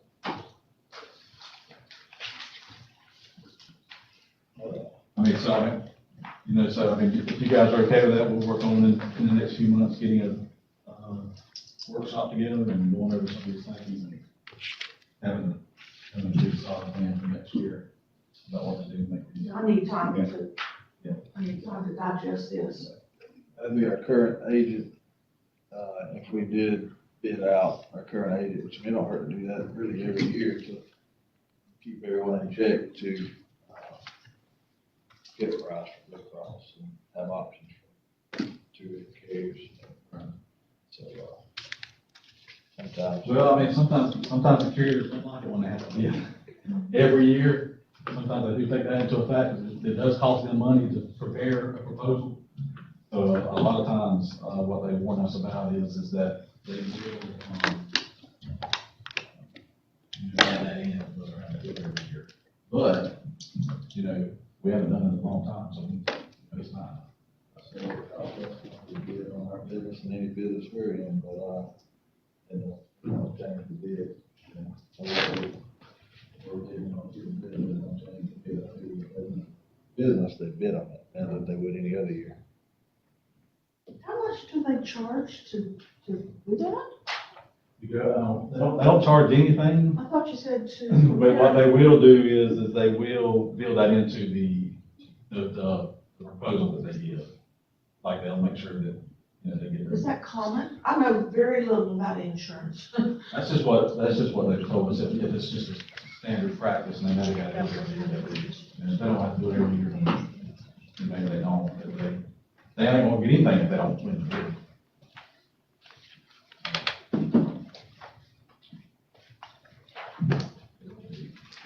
Insurance bids every year, I mean, I've never heard of adding any money into it, but maybe, especially the magnitude of this one.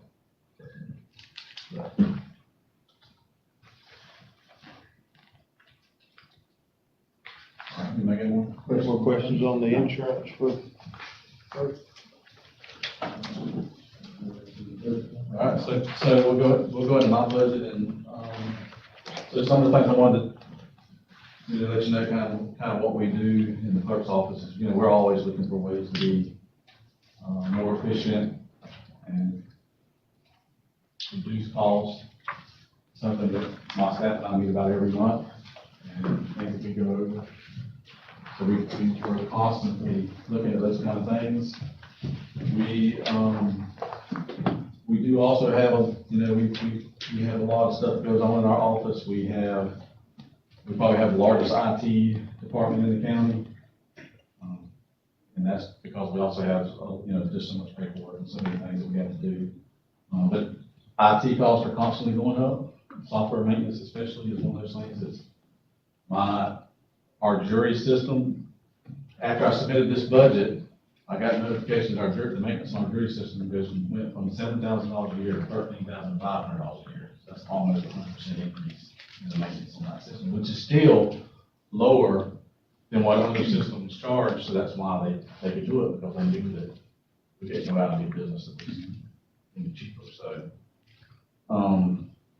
So we're constantly seeing hardware maintenance, same thing's going up, but one of the things that we have experienced with hardware is we are getting a lot more life out of our stuff. I mean, we have like 50 PCs on our system, and we used to get about 5 years out of a PC, now we're getting about 8 years out of a PC. We used to get 10 years out of a server, now we're probably getting 15 or longer out of the server, so our equipment we are getting more time out of our equipment. Another great cost to our office is printing.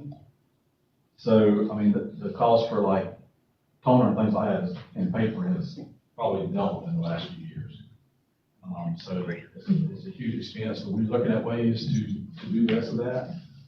We've consolidated from 6 printer copiers in our office to 4.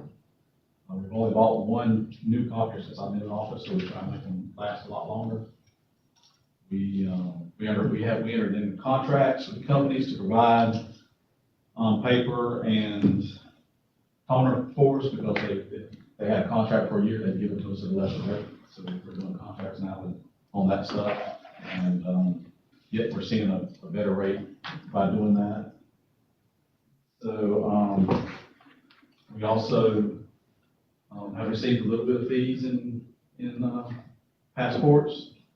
So that's kind of fluctuates. You know, it seems like we do a lot of passports and then don't do very many, but we did 250 last year, I think, and already well over 200 this year. So you know, that kind of goes up and down. How much revenue is that bringing in for you? So about $8,000 a year.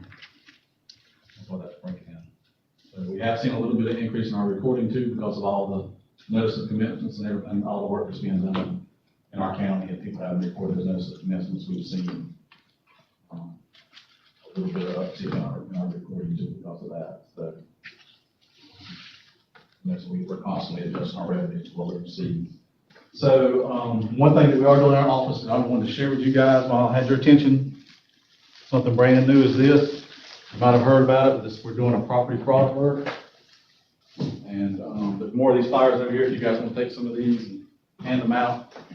But, so what this is we just started doing this a few months ago for our citizens, so you can sign up, you can scan this QR code on the back, and you can go there and you can sign up, you gotta have an email address. You sign up, and then anything that gets recorded in the name that you sign up for, you get an email notification about it. So you've probably heard of some of the property fraud and people stealing people's property. You've all probably heard that's happened a time or two here in Taylor County. And so what this does is, it doesn't prevent anything from happening, but what it does, it sends you a notification if something gets recorded in your name. So maybe you may be selling something and you'll get that notification that it comes with a link that you can click on, it takes you right to that recorded document so you can look at it and see. But what it does do is it gives you an immediate notification, so therefore, if you need to call law enforcement or come to my office and just try to figure something out, then you got time to do that before somebody does something on your property. How much of that have you had so far? So of the actual fraud itself, I'm only aware of 2 that's happened in Taylor County. So, those are the only ones I'm aware of. Where did they go?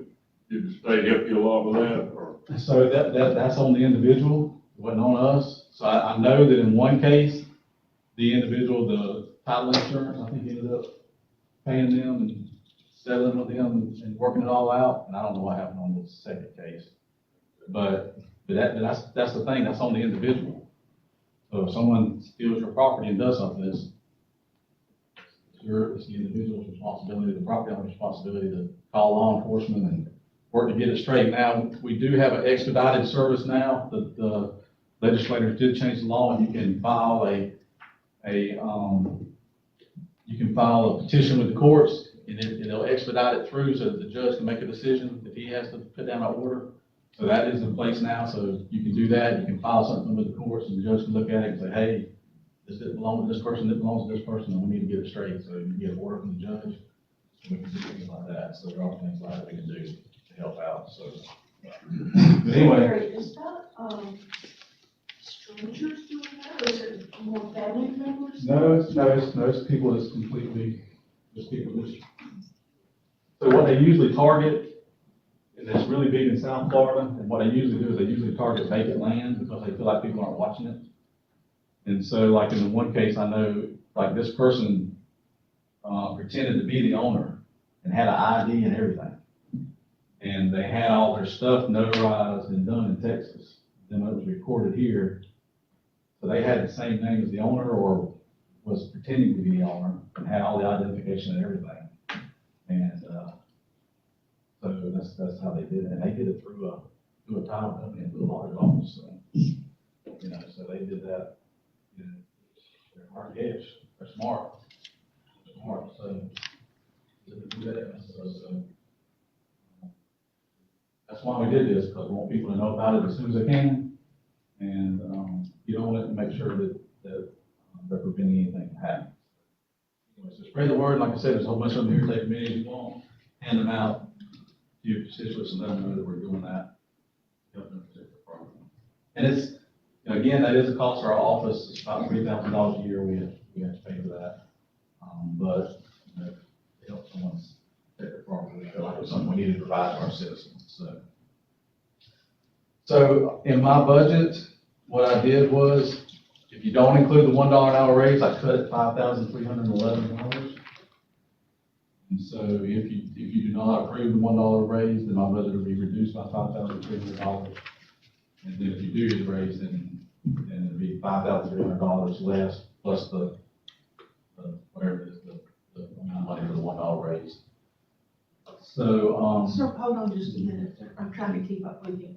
So on your 2.5% increase, is that mainly based on the $1 an hour? it's the $1 an hour minus $5,311. And how many staff members do you have? 21. 21? So we have reduced our staff some, and, we, just like with Carly, we didn't replace her knowing what's coming.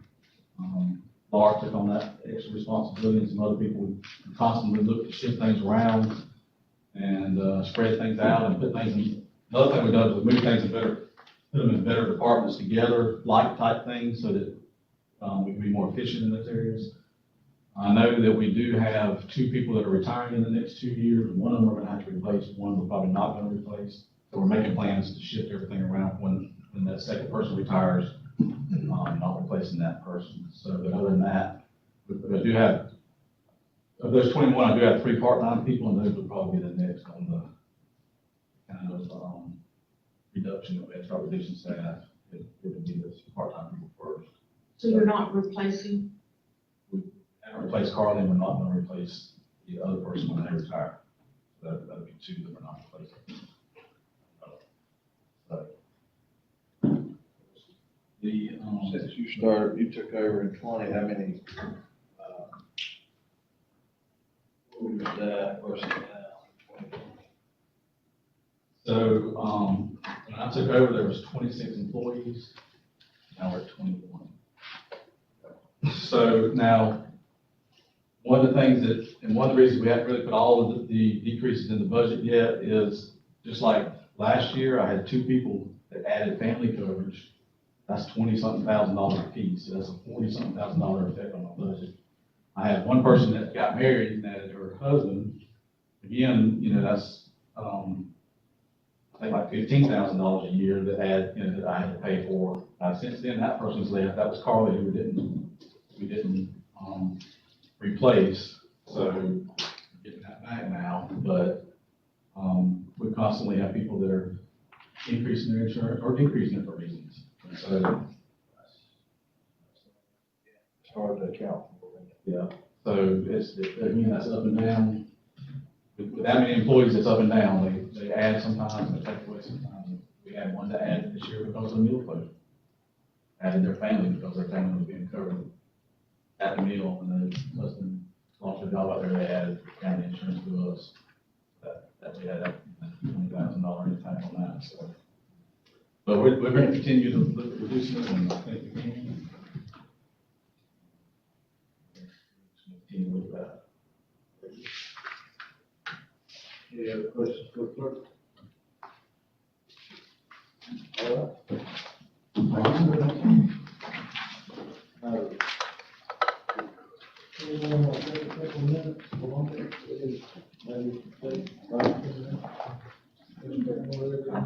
I think the hospital's next. We're running a little bit behind schedule. What's that? We're running a little bit behind schedule, but I don't know that everyone's okay if we take a quick break. Everybody okay to continue or take a quick break or what? Quick break.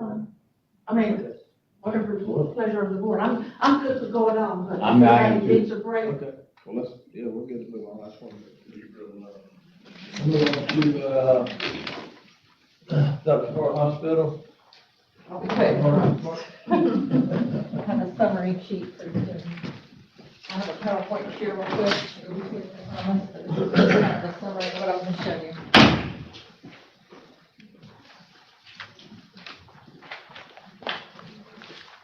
Thank you for the opportunity to be here. Do you click? Okay. You do my thing anyway. Good morning. My name is Lauren Faison Clark. I'm the CEO of Dr. Memorial Hospital. And most importantly, we want to thank you all for your support, continued support for our allocation of the 1 cent sales tax to help with our capital needs. So our presentation is a little different. Go ahead. We wanted to thank you for some of the support we received last year. We just have some pictures of some of the items that you helped us purchase. Our telemetry upgrade, which is all our monitoring system for patients, very expensive. It's all throughout the facility. New commercial oven and a Speed scrub floor machine. If you've been in a lot of hospitals, I guarantee you our hospital has some of the most beautiful floors, cleanest floors available. Express Care Flooring, if you aren't aware, we did open an urgent care center May 1st. It's doing wonderful. We're open 7 days a week, 10 a.m. to 8 p.m. We're seeing a lot of children after hours, a lot of folks that need to be seen so they can go to work the next day. And we were able to replace the flooring, get that carpet out of there. Nobody wants carpet in a medical facility, so we were able to put some nice, clean wood floors in there, so that was great. We were also able to purchase a CR machine. That's that big curvy thing that's used in orthopedic surgeries, so the surgeon can be looking at where they're replacing hip and knee replacements as they're doing it. They can be taking an x-ray and looking at the imaging to make sure they put it in the right place. Our machine we had was from 1998. They no longer serviced it, no longer had parts for it, so the orthopedic surgeons are very happy we have the latest and greatest cutting edge technology here. We're also able to support other additional OR things in a Traumato arm and that. We have several purchases in process right now. We're getting a new endoscopy machine, the tower, and all the parts and pieces that go with that. So as you need to have scopes, preventative scopes done, which Dr. Nelson does a lot of those cases here. We only have one machine, we have no backup, and it's old. So we're getting a brand new one of those. Holter system, which is a heart monitor, lidoscope, which helps when you have to intubate patients in the ER, and then a Zoom scope with lights, which allows for a lot of GYN diagnostic procedures. So we're also buying a new nuclear medicine camera. You can see just a sampling of the many tests that this camera allows us to do. We're lucky enough to have a very skilled, very high-tech tech that works with us now. She lives locally, so we're able to keep her local. And this new machine will give referring providers confidence in ordering tests at DMH by having this brand new machine. Again, ours is very old and they're not going to order things if the quality of the testing isn't what they need it to be. So we're in that process as well. Just as a reminder, our annual budget, really we're nonprofit community hospital, so we live off of what we make. Our largest cost centers are staffing, 67, it toggles between 67 to 70% of our budget is staff. It takes a lot of people to run what we do every day. Our second largest expense is supplies, and then contracted services, building maintenance, et cetera. Our building is over 20 years old now, and things are starting to need replacement and repair, and so we're trying to make sure we stay on top of all those things. We're always looking for new growth opportunities for revenue, but also looking for grant opportunities and things like that. Again, we did receive a grant this past year to upgrade our ER. And I have something at the end of the slide to show you about that. We also just got a new $478,000 grant. We're calling our Healthy Living Grant. We're going to be opening a cardiopulmonary rehab unit. We're going to be doing some renovations to our cafeteria to allow for patient classes, training. We want to do diabetes support groups, cooking classes, those kinds of things. And we're going to be installing an ADA compliant track to the right of the hospital if you're looking at. With your approval, we'll bring all this back for you all to approve when we get closer in our planning. It's really to promote healthy living and give patients more options as they come to see us. We also did apply, we worked very closely with the county to apply for a hazard mitigation grant to hopefully replace both our roof and get a new generator. We won't hear about that till probably January or February. But we did apply for almost $2 million of that grant, including the match grant. So we're hoping that those funds will take care of some of these needs. So what do we need still going on? We have, of course, we always need everything.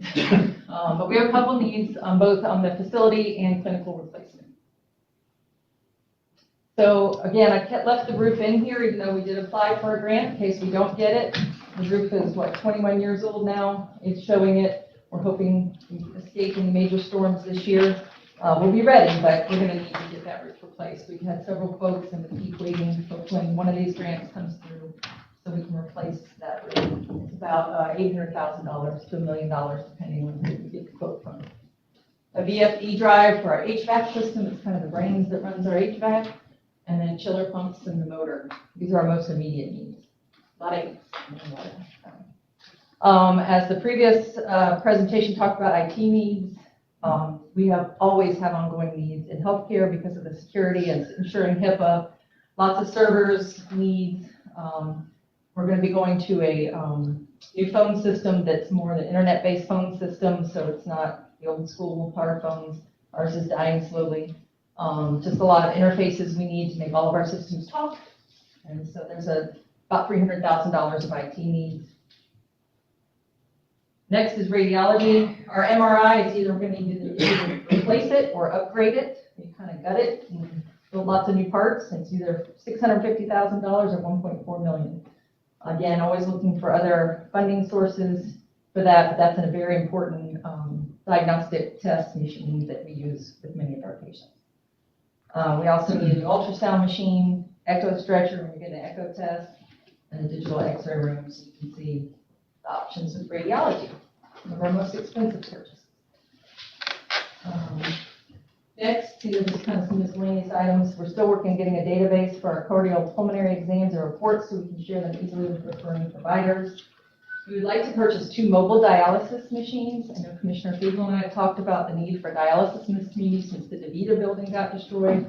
We want to take care of inpatients first, because we have people in the hospital that are sick for other reasons, but also need dialysis. We can take care of that.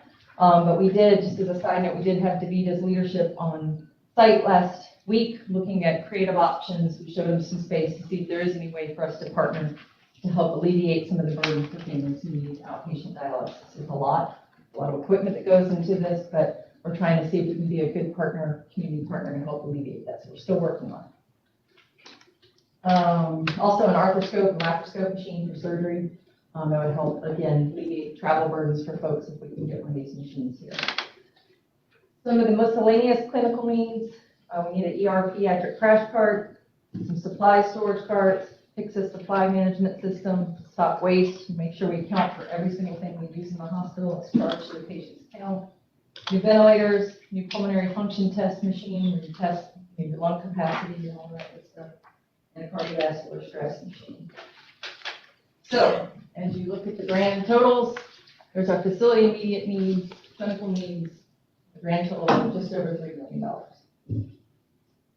And then the last slide is just a shameless plug to invite you all to our grand reopening of the ER, August 29th. That's everybody in the room from 2 to 4. We also are not only going to be showing the facility, but we have terminated our contract with Envision, who is providing the physician care in the ER. September 1st, we will take over. We've built a new group. We're directly employing providers. They will be DMH physicians. We've recruited from South Jordan and the surrounding areas and really picked the cream of the crop. So you're going to see all new faces in our ER, and we're very excited about that. So many of them will be on site that day, so you can meet them and you can see what the state dollars have put in our ER to make it great. We're trying very hard to get the governor there since he approved these dollars. We hope that he will show up and kind of see how important this investment in rural healthcare is. We know, as you all are looking at economic development, the quality of the healthcare is one of the first things. People want to know about the healthcare and they want to know about the schools. We're going to make sure the healthcare needs are met. Questions? Yes, ma'am. Yes, sir.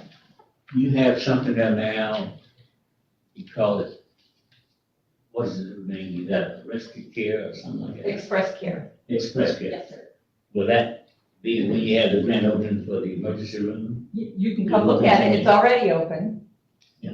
But it's there. And it's there to stay? It's there to stay. Okay. It's not going anywhere. We tested it. It's proven to be a community asset. People are And that's using it 7 days a week? 7 days a week from 10 a.m. to 8 p.m. Yes, sir.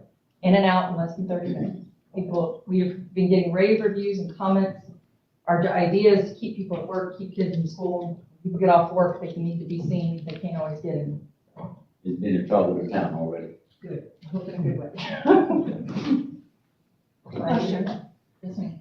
Have you all considered a transport van for your non-emergent patients? We are actually working on purchasing one.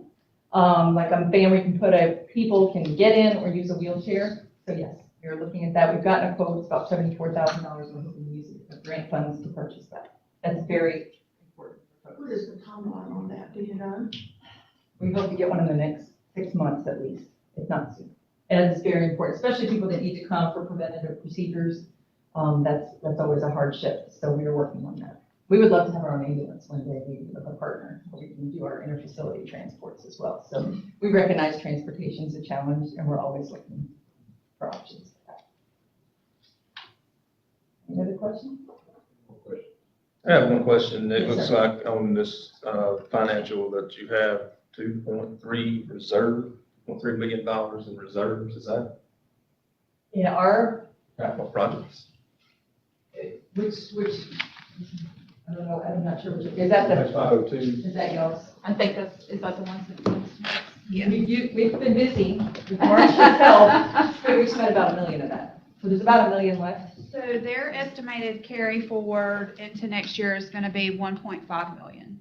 And that is not It does encompass not the encompass- endoscopy machine we're buying right now, which is about 500. So we estimate it's about $1 million So left. that would be whatever's encumbered, and, because I wouldn't have known what was, so that includes what was encumbered as of when I prepared it. So, it does not include giving them the 1 cent for next year, because the board has to decide that year to year. The difference between these two numbers is because of the expenses that are, Let me see. What page are you looking at? So we're saying 1.5 on this page, and page 502, I believe, showing for capital projects 2.3. I guess that's the difference in what's been expensed. So, yes, the 2.3 is what they were approved for this fiscal year, and the 1.5 is what the estimated carry forward is, yes. So they've spent or going to spend that difference. And I would like to publicly thank Marcia for all of her help dealing with medical vendors and medical companies and purchasing some of this, and the specifications with it can be a nightmare. You've been fantastic. So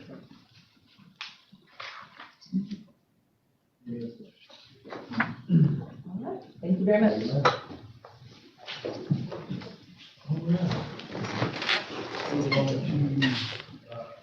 Development Authority.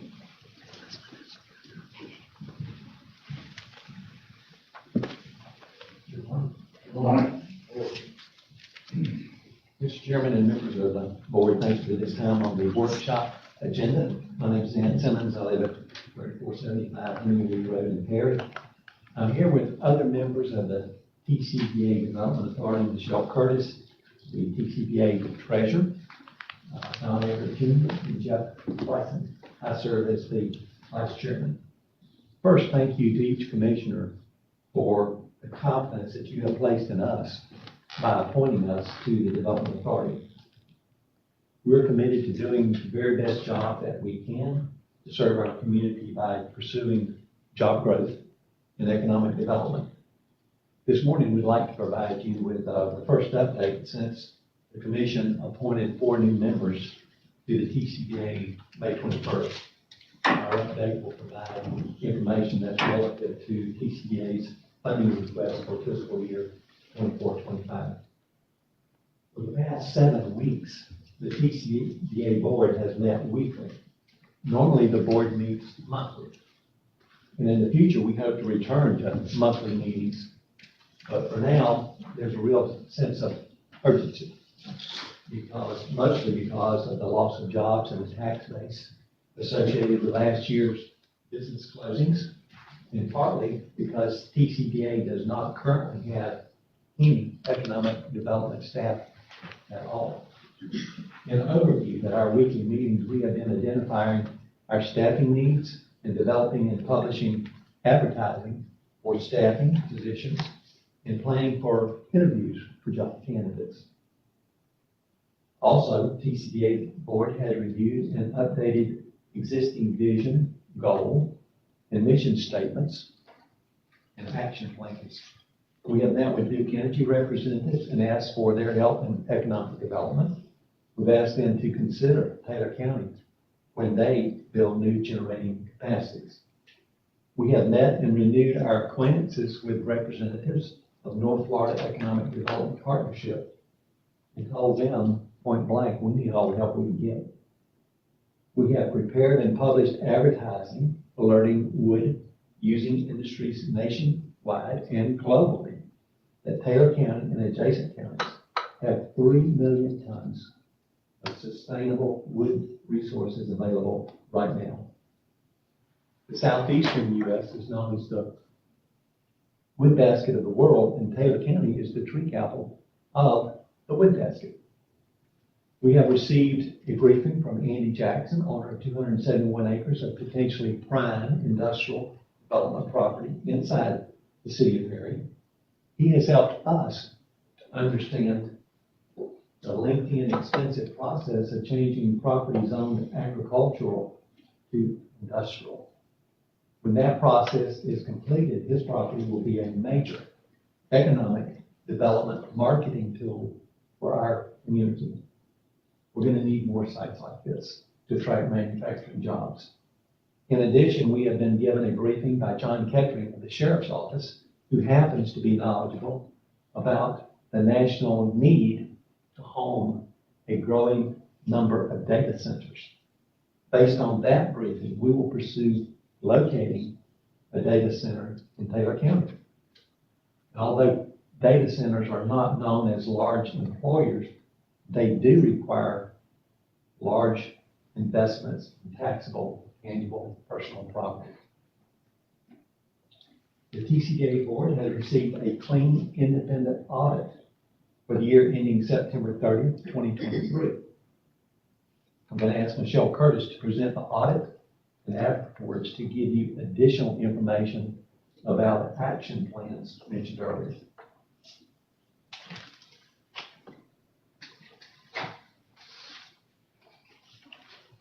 Okay. These audits first, if I could. Pass that around. Then the, get on.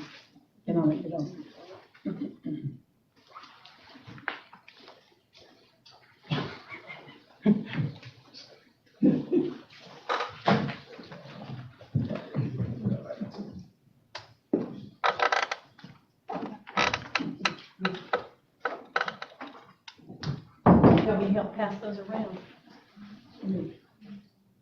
Give you that one up, just in the state correctly first. There we go.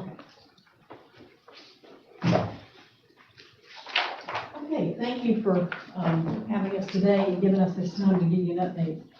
What I've passed around the thick document is the audit itself conducted by the accounting group that does the audit. And as Dan mentioned, we had a clean audit. But I do want to tell you, because having this being my first year on TCDA and also the treasurer, I read every line and made sure I understood every line. And there is a notation on page 38. I don't think you need to go to it. I'll read it to you. But it talks about given the limitations and during the audit, or you're finding deficiencies and material weaknesses. However, but when I read the however, I said, oh, I got to dig into this. However, what it is, our local company that we use to handle our bookkeeping is an accountant, not a CPA. And so they put in boiler language in here that is basically, we identified the following deficiency in internal controls. I called both the accountant that we use locally and the CPA that does the audit and said, don't sweat it, this is not an issue, it's been in here for years, it is strictly boilerplate language. It's something they have to do from a state point of view. So I wanted, if you choose to read this thing like I did, you're gonna see that in there, and they assure me it is not an issue again. Very good controls and over this. So anyway, I just wanted to share that with you. They found no non-compliant or compliance issues. No compliance issues whatsoever. We're good there. So now I'm going to move on to this Taylor County Economic Development Plan. When the new board came together and with the existing members, we said, yeah, we're going to start from here. We don't have any staff. We don't have anything. So we went back to the documents that were prepared already when the 2060 vision was created in 2009. There was a Taylor County Economic Development Plan done at that time. So we scanned the whole 2060 vision, which is a huge document. But we looked very, very carefully at the economic development plan that was done at that time. And it was very large. I mean, it was enough work to keep you busy for the rest of your life, seriously, as far as the community. So we said, we got to figure out where do we go from here. So we said, what is it we really need to jump on? And that's what we have in this plan. This is a 5.5-year plan saying, what is it we need to do right now? We picked it, most of the things out of that 2009 plan, some of the things we added, and I'm going to walk you through that. So if you look at your page 2, these are the statements that came out of the visioning. We made no changes to page 2 and the mission statement of what the TCDA is, okay? So your page 3 gives you the background. And all it does is explain to you that we've looked at these past documents, we picked those things out that were important for us to work on now, and as new information comes available, we may amend this plan. For example, the county has already hired a firm to do some work for you. You got a grant on that went into looking at economic development. If there's new information that comes out of that needs to be incorporated, that we need to act on now, we will add it. But right now, we don't know what it is, and it's time to move on and let's get started with what we do know how to do. So that's all this says on that page. Page 4 is where you really get to the meat. And And so here are the things we're really gonna work on. We're gonna identify target industries. First of all, that kind of thing was done in the past. It's been done recently. When Duke Energy brought on these consultants to look at Amy Jackson's property, they identified target industries. We're gonna be looking at that. In fact, next meeting, we are gonna identify the target industries we're gonna focus on, the board is. And as Dan mentioned, data centers is a new one that wasn't in existence in 2009. You know, that wasn't really how people did business. And with the AI movement in the world, the data centers are a must-have in the future, and they're a new business opportunity for us in the county that can potentially bring a lot of tax revenue for the county. So we'll certainly be adding that, and there may be others.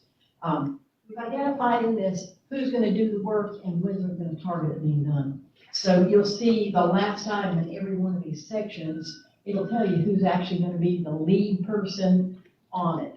And Don Everett Jr. will be talking about staffing a little bit, but this specifically addresses staffing here as well in this document. So number 2, we need to identify all of the financial and other incentives that are available.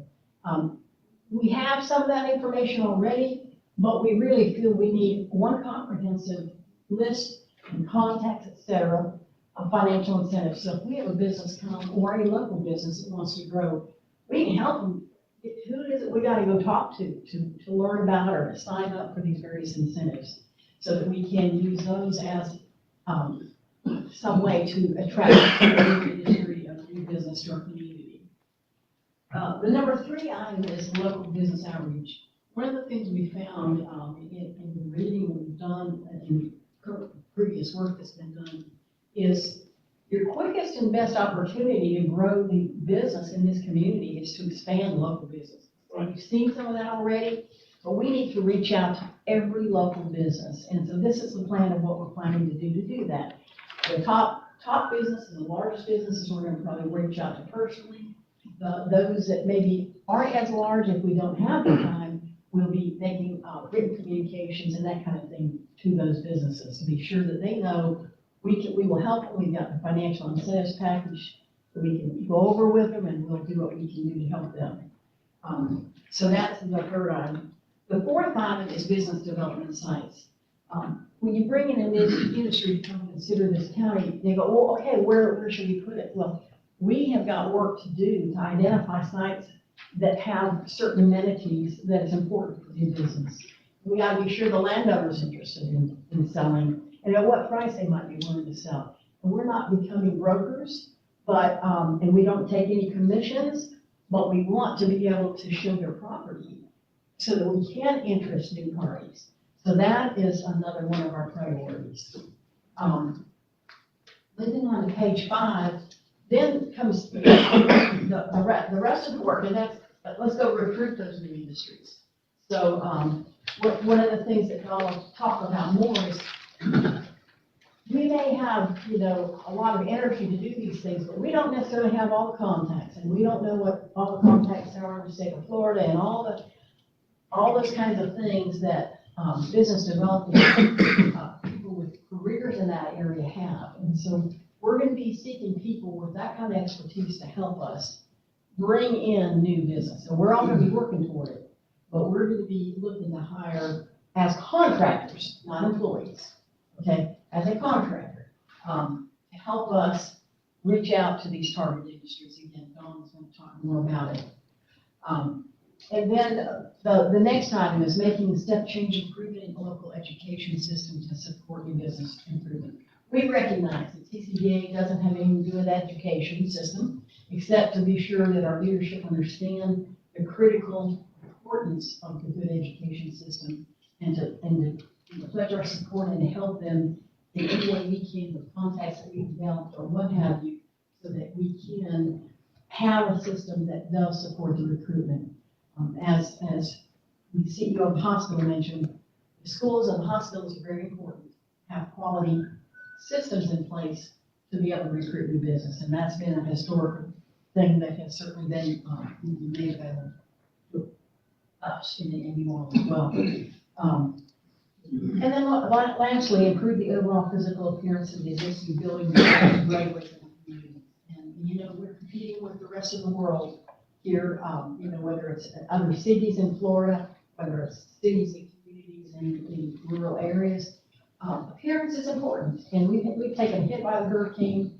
We haven't had a chance as a community truly to get it all cleaned up. I know on my personal land, it's still a mess, you know, out in the country. So it's just the kind of thing, it takes time, but, we know the county and the city are working on those things, and all we're doing here is recognizing that and being willing to support it. And also, as a recognition, when we do have, potential companies coming in, to know that we're in tune with our local leadership that is handling those kind of things, and we're in support of it, and then really things happen to make that happen. So really, when I looked at 5 and 6, those are things that we're really saying, we're behind the people who are working on those things, but they're important for us to include in the plan so that the, when this is looked at, say, for example, by the state of Florida, they recognize that we are recognizing other things in addition to what TCDA can actually directly influence, that has a direct impact on our ability to recruit new business. So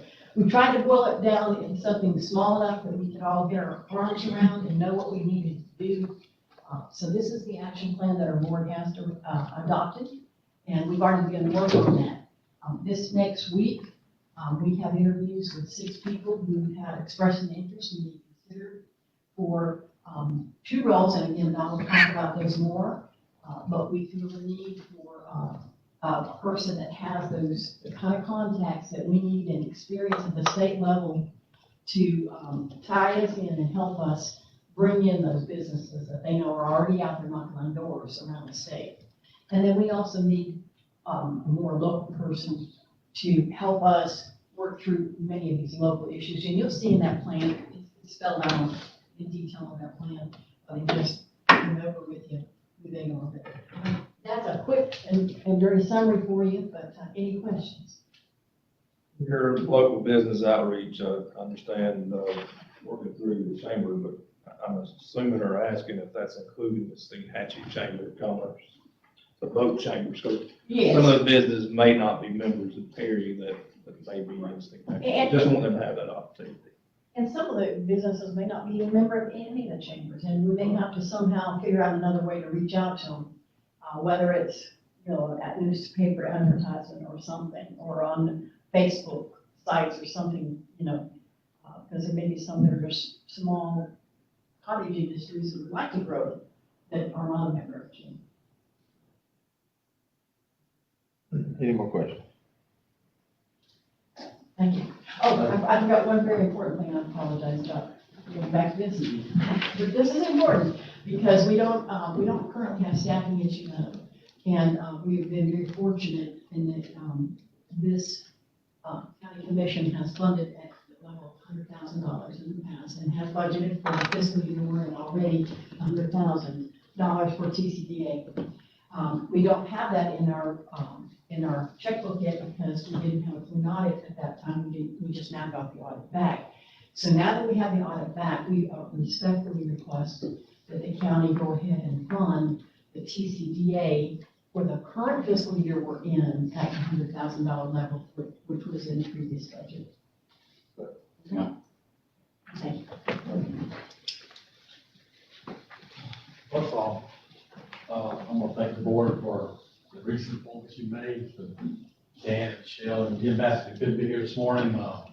They've been valuable and great to work with, and we're putting a lot of effort into this thing. I talked to Jason Schoaf a couple of times, and I think our last conversation, we talked about when St. Joe Paper left their area over there, St. Joe Paper Company. He said it took them 10 years to get over there. So I feel like getting past it.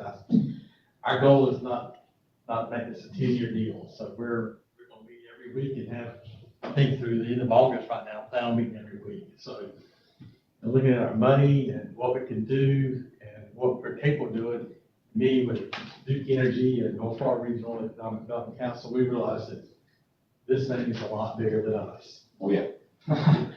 And I didn't, you you start trying to deal with big companies and how they do business, and like Duke Energy told us, he said, you just gotta be ready. Because a lot of times they choose you, you don't choose them. So we're doing everything we can do to get ready. And part of doing that, we said, well, taking their advice and how we want to go forward, we felt like the best way to do this was have a two-part deal. One is have a local economic, we will call them a coordinator, who's a part-time person, a contract person that will work part-time for us, answer the phone. And I kind of want to go through some of their, just the daily things that we see them do, like prepare agendas, prepare public notices, draft meeting minutes, scheduling meetings, handling technology in the office, assist consultant with any requests, answer phone emails and check mail, keep calendar including critical tasks, missions, audits, the board members and terms. Sheila touched on the development of the sites, and local outreach, but also mainly but their primary job is to assist an economic development consultant, which we would hire, which would be a separate entity. We can't afford to hire a big firm full-time. Pam met one time with a consultant here a couple months ago, and I asked him, I said, well, how much money are we talking about, And she held up the finger one. I said, one what? She said, 1 million. And I said, well, how quick do you spend 1 million? We might spread that out over 2 or 3 years, something like that. So to give you an idea of what it costs, but what you're really paying for, you're paying for their knowledge, their contacts, a lot of these people were actually past employees of the Department of Commerce, or the head of the Department of Commerce, which y'all have hired. Those are the kind of people, and they cost money. So our approach is going to be to have a local consultant, part-time, which will be called a coordinator, to assist us on that. And part of this process, they'll be getting training. So if they can work in this process 2 or 3 years, and they can maybe one day morph into becoming our economic developer. But we don't have that time. We don't have that luxury. So let's hire this consulting firm at a much lower rate on a part-time basis, and let our local coordinator assist them in doing a lot of the grunt work, a lot of the information gathering, a lot of that, to keep those costs down. So we can utilize every dollar that y'all provide for us that we may could get from state or county or federal grants. And part of this process too is to go out and try to find us more money to work with, so that we can go out and get the most bang for our buck. And that's simply what we're looking for, is the most bang for our buck that we can do, and have a 2, 3, 4 year plan that we can maybe get something, turn some shovel, put some iron in the sky. As we well know that in Florida, it takes a little while. Permitting takes a little bit longer here than it does in other states. We are at a disadvantage there. I know I do business in Georgia. I know it takes up there most of the time. But other states have a little bit of leg up on this. So we got to find somebody who wants to be here, who wants our culture, wants our community, doesn't want to change our community, but be part of our community. And that will be a complement to our community and bring the jobs and the industry and the commerce here that we'll all be proud of one day. And so am I ending it up or you going to go? Yeah, then we'll take questions after that. So any questions for me on that or?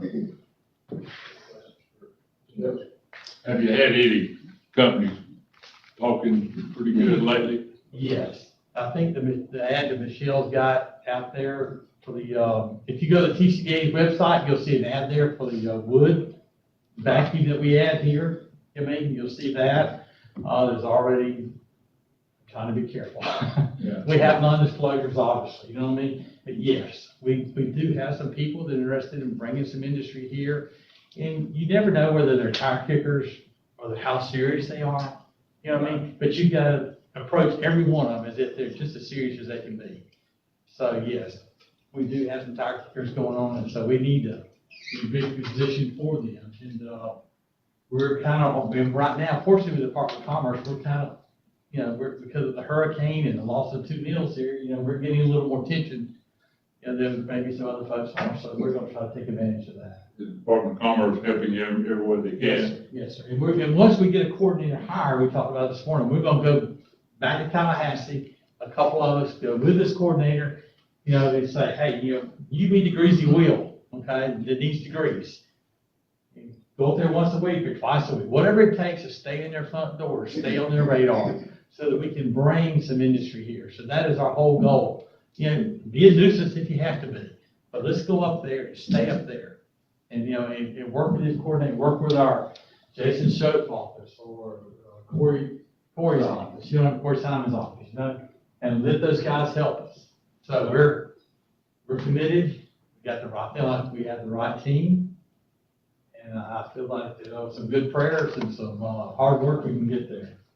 I'll tell you something else I've been hearing, you need to cut through the red tape. There's a lot of red tape out there, we call it red tape, but stumbling blocks. We need to be able to talk to our local people and organizations that we belong to. Once they get some information coming from this local board or this TCD, whoever, get right on it. We are in a position where we up against the button block.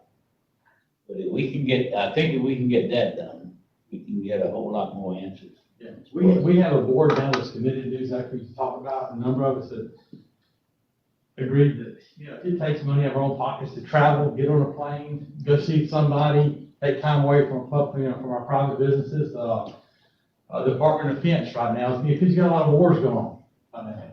You know what I mean? So, we've talked to a couple of companies that involving nitrous cellulose that goes into making gunpowder so it doesn't smoke so bad. You know what I mean? That's something I didn't even know anything about. There's only 2 companies that produce it. One was Rayonier and out here. Now there's only one. So the Department says a need there. So, can we capitalize on that? I don't know. But, with Matt Eccles on the board too, he works in the defense industry, so he's been very helpful. So we've got a good team, and I tell you, a lot of us are put some extra effort into it personally and go do some things that, hopefully make a difference. Yes, excuse me. I just want to thank the board.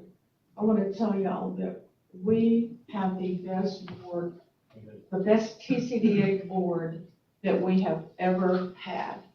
And I know that meeting every week, that takes a lot of time, in addition to all the phone calls and all the contacts that are being made. I'm telling you, they're shaking and moving now. And we need to support this group in every way possible. Y'all spend a lot of your personal time, your own money. And I just want you to know how appreciative I am of what y'all are doing, just to put this together and all the work that went into putting this together. There's been a lot of things done in a short period of time, right, Doc? Absolutely. And now there's a clear vision and plan, and we need to be supportive, do everything we can. I think the TCDA is just as important as the hospital and other organizations, because the TCDA has got to help bring the jobs in, and then that helps the hospital, and that helps everybody else. So it's very, thank y'all. Thank y'all very much for what you're doing, and I'm proud to be a part of the group. Not only that, I think, I would say we need to depend on Lawanda to keep the board abreast of what's going on. That we be able to help and move immediately. We plan on coming back, we don't want to put that burden on. Okay, and that's good. I've asked for that. That's great. We plan on coming back more, so we don't want to we don't want you wondering what's going on over there, okay? So we plan on making more trips over here, especially once you get it coordinated. That's gonna be part of their responsibility, is to come up here and update you guys, okay? Well, the TCDA cannot operate without funding. Gotta have money. Well, Gotta have one money thing to make money. is, basically, in the past, there's a lot of mistakes made in the past, we're gonna go for, but we've got a lot of stuff positive going on. I can't change the past, but we're certainly gonna make a difference going forward, to the best of our ability. By having a coordinator, one thing it does is it allows that person to work with the consultant, and you're not spending so much legal time. Before we relied on Ray Curtis, his legal department, to keep us out of trouble. You have a sunshine laws, all this stuff, you gotta be careful to say you do. So Ray was having to do a lot of that in his in-house people, so now the coordinator can do that, and that'll reduce our legal fees, so maybe we can spend more time and effort working with local businesses. And that's something we've never done before. You go out and say, hey, if we can grow jobs locally with an existing business, that's even better, but it certainly is. For me, I like to piggyback off Commissioner Fegel. I thank you guys for, we've always, had a good board, but I think in addition to the board, I think it's the right folks to collaborate together. it all had really the same goal for the community. I know we had a couple of events that's really just sparked everyone to really move forward and knowing that we really do have an issue going, coming down the pipe if we don't do anything. So, and I'd even say the presentation means a lot because, even past presentations, the presentation was very formal and I do appreciate the energy that went into this presentation. I will say that Michelle and Dan, obviously, coming out of the industries that they work in, Michelle's still working part-time, I think, aren't you? Yeah, But, sort of. According to her husband, anyway, but at the end of the day, they have bring so much knowledge, you know, to the board that, because we have this huge vacuum here, and hopefully we can bring somebody here that can help utilize this. Those people working in our town. All you together as far as the business knowledge that you gotta bring, and I think everyone together would be I will make a shout out of this. We talked about education earlier. We mentioned it. The VOTEC is incredible. We probably have the most VOTEC probably in North Florida. They've got awards. Everybody knows that, you know, and they're standing ready to go. If we need to train somebody, they're ready. I'd say even just in the property part, you know, I've even mentioned in a couple of your, even the existing members of the board of looking at, you know, properties that county properties that might not be used, and maybe reach out, come to a meeting and find properties that. Y'all have 33 acres, I think, off 98. And it's not being utilized. I think there's more than that, there's probably more than that around, but just look at, get a list of the properties. They could turn in, go through all the red tape and.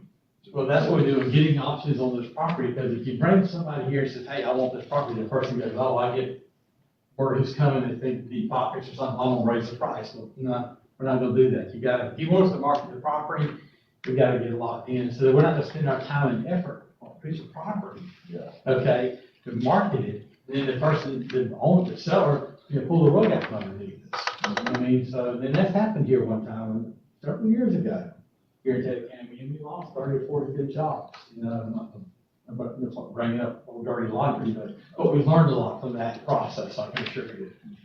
So that mistake will not be made in the future. And I think it's important to recognize that this board has a lot of expertise in many different areas. You've got Dan, like you said, you've got Dan and Michelle that have a lot of contacts. Don, you've got a lot of contacts. Matt's got a lot of contacts. So you have varying degrees of contacts there that is very, very important. So again, best board ever. Thank y'all. Yeah, thank you. Thank you, sir. Well, I feel like we've had a good discussion. I did want to close and talk maybe just a little bit about the next step. But you can tell we're optimistic about growth in Taylor County. People and businesses are moving to Florida because we're a safe place and we're a sunny place. And people want to come here to build a life and grow a business. So we think we're going to have a lot of success. Reason for our optimism: we've got an experienced manufacturing workforce. A lot of them have been freed up over the last several months. Our Big Bend Technical College is a tremendous asset, and they have firm plans going forward to just turn out a relentless supply of students that are ready to go to work. We have 40 million gallons of surplus water per day. We got 50 megawatts of surplus energy capacity that the mill is no longer using. We have a large volume of sustainable wood available, large surplus of natural gas supply. We have rail service. Our community has large private landowners, rural property that they've indicated they would be willing sellers at market prices. The question is, how long will it take before we start to see significant new economic development in Taylor County? The answer to that is, I don't know. We may get lucky and just get something really big that just fall into our lap. That's a possibility. It's more likely that we're going to have to work hard and long to compete successfully against other states and communities who want to recruit the same investors that we want to attract. When we hire staff, it's our expectation that they will identify companies whose names we've never heard of and whose owners have never heard of Perry, Florida, never been to Perry, Florida. Our staff will have to market us to them, convince them to make site visits here. And the companies, if they decide they want to pursue it, we'll have to negotiate incentives, perhaps make zoning changes, buy property, build structures, order equipment, and then hire workers. It doesn't seem reasonable that that's going to happen in weeks or even months. Experts have told us that under favorable conditions, it will take 24 months, maybe 36 months, before we can expect to see significant successes. That leads the TCDA board to respectfully request the county budget $100,000 funding for the development party in fiscal year 24-25, the same amount as last year. That amount, combined with TCDA resources now on hand, would ensure the authority could operate at an increased tempo for at least 36 months, and even longer if we had funding in the future. In 36 months, the county commission and the community will have data to assess if our TCDA team and proposed plan of work should continue or be completely overhauled. Meanwhile, the TCDA board, with community partners, will learn and continuously modify our plan of work to reflect those learnings and to pursue targets of opportunity. Again, we believe our community will be successful for the reasons cited in attracting investments in creating jobs. We appreciate the confidence that you have placed in us by asking us to serve on board the Taylor County Development Authority. If you have any other questions for our team, we'll be glad to try to answer them. Any other questions? I do have one question. I'm certainly in support of TCDA and thank you for the, I guess, steady request on funding. But I believe this, the accounting report showing that your fund is at around $277,000. Is that right? And that's not inclusive of the request. Am I correct, Michelle? Yeah, it's like.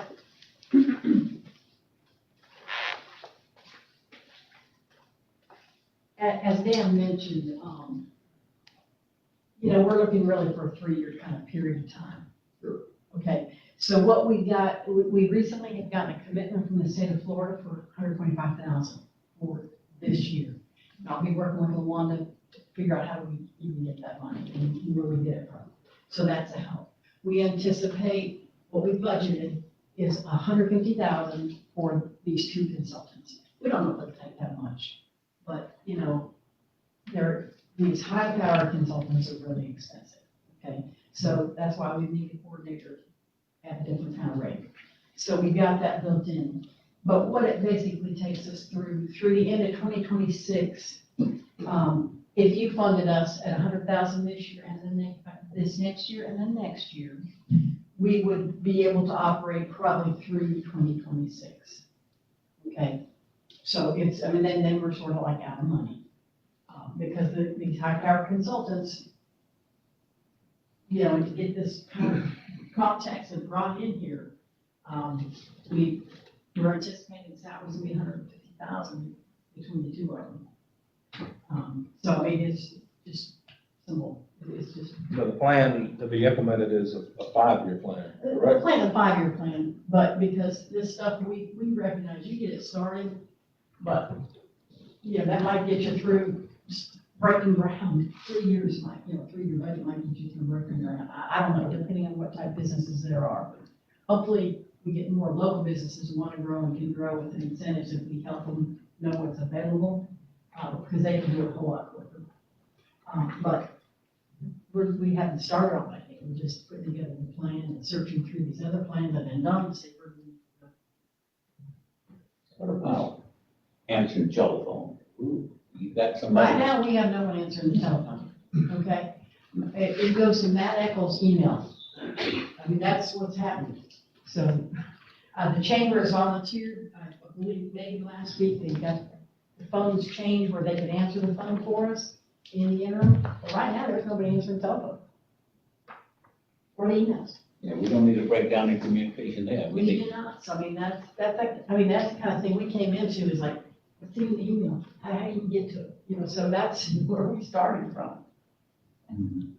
Yes, I just want to make the point that this doesn't stop in 3 years. No. TCBA needs to be going on forever. And so with funding right now, potential funding would last only about 3 years. And then you're broke. Yep. You have nothing.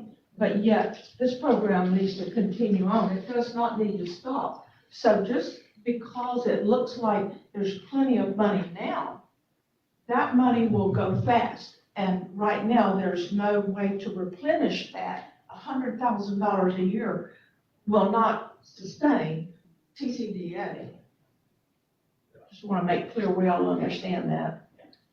I think we just wanted to make a human scale request so that you don't feel like, hey, we're asking for everything forever. We're asking for 1 more year of funding.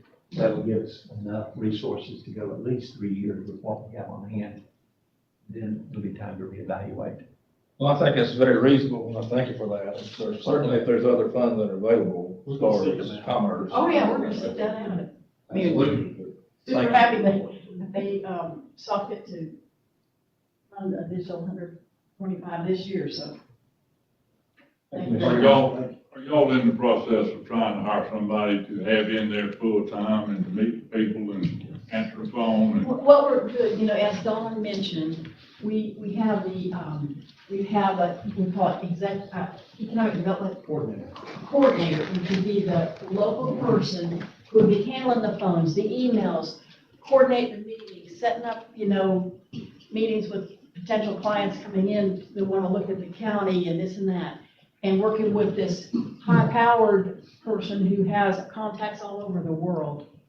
You know, and you all have met, some of you have met some of those folks that are doing this worldwide and know and have worked with the Department of Commerce in the past. So we want to try to utilize them to lead us, but let us do a lot of the legwork for you, and that's the local coordinator. Now this money is not paying full-time for that person. That's a part-time role right now. We just don't have the funding to do it. so you've already got somebody in that position now? No, we have no one in the position. We have 6 interviews this next week for two positions. We got good applicants. Yeah, we have very good applicants. So, I have a question, just a comment. So on the 23rd, the meeting on the 23rd, we'll put it on the agenda for you guys to officially accept the audit and release the funds for the current year. And then the $100,000 for next year is already included in the budget. It's already budgeted. They submitted a request, so it's already in the It's already budget. a part of this budget. So this information, just not the spreadsheet they supplied. They didn't include that, not. They didn't include it in their numbers. They didn't include this year or next year in their numbers, but we can release that at the meeting on Tuesday for this current year, and the budget we're working on now already includes the 100,000 request for that. Thank you. thank you. Thank you all. Next, supervisor election.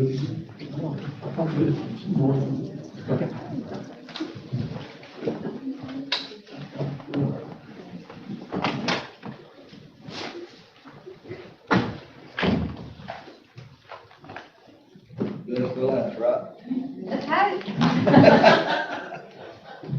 Good morning. We are still in morning. Thank you for allowing me to be here.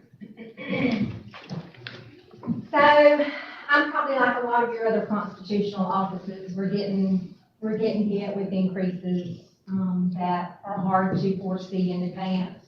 Unfunded mandates are hitting us hard. Election law changes are hitting us hard. Every time they change a word in the law, it changes how we have to operate. Election supplies are increasing vastly.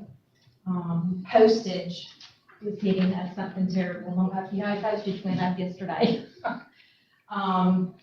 IT is something that is always increasing, and it's something, that's an area that I don't feel like we can even begin to try to dicker down. We've got to have our IT in place. But having said all of that, if you've looked at my request, you'll see that even with all the increases that we had across the board, I knew the struggles we were gonna be facing, and so I was able to somehow magically, cut my request $30,000. That doesn't include if you were to decide to do the dollar, salary increase, but even with the dollar salary increase, I still would be about $22,000 less than what last year's, budget request was. Knowing that the struggles are gonna keep going forward, we're not even feeling really what we will be feeling at some point. I'm continuing to look at ways that we can save going into even the next budget cycle. We're trying to figure out, where we can do without some things, consolidate some things. We're constantly trying to find ways to reuse the resources we have. Just simple things like reusing folders over and over and over and over and over, with an expense that you save. So I'm very aware of what might be coming down, in the future, and so we are continuing to try to, save those pennies that turn into dollars that turn into greater amounts. And so,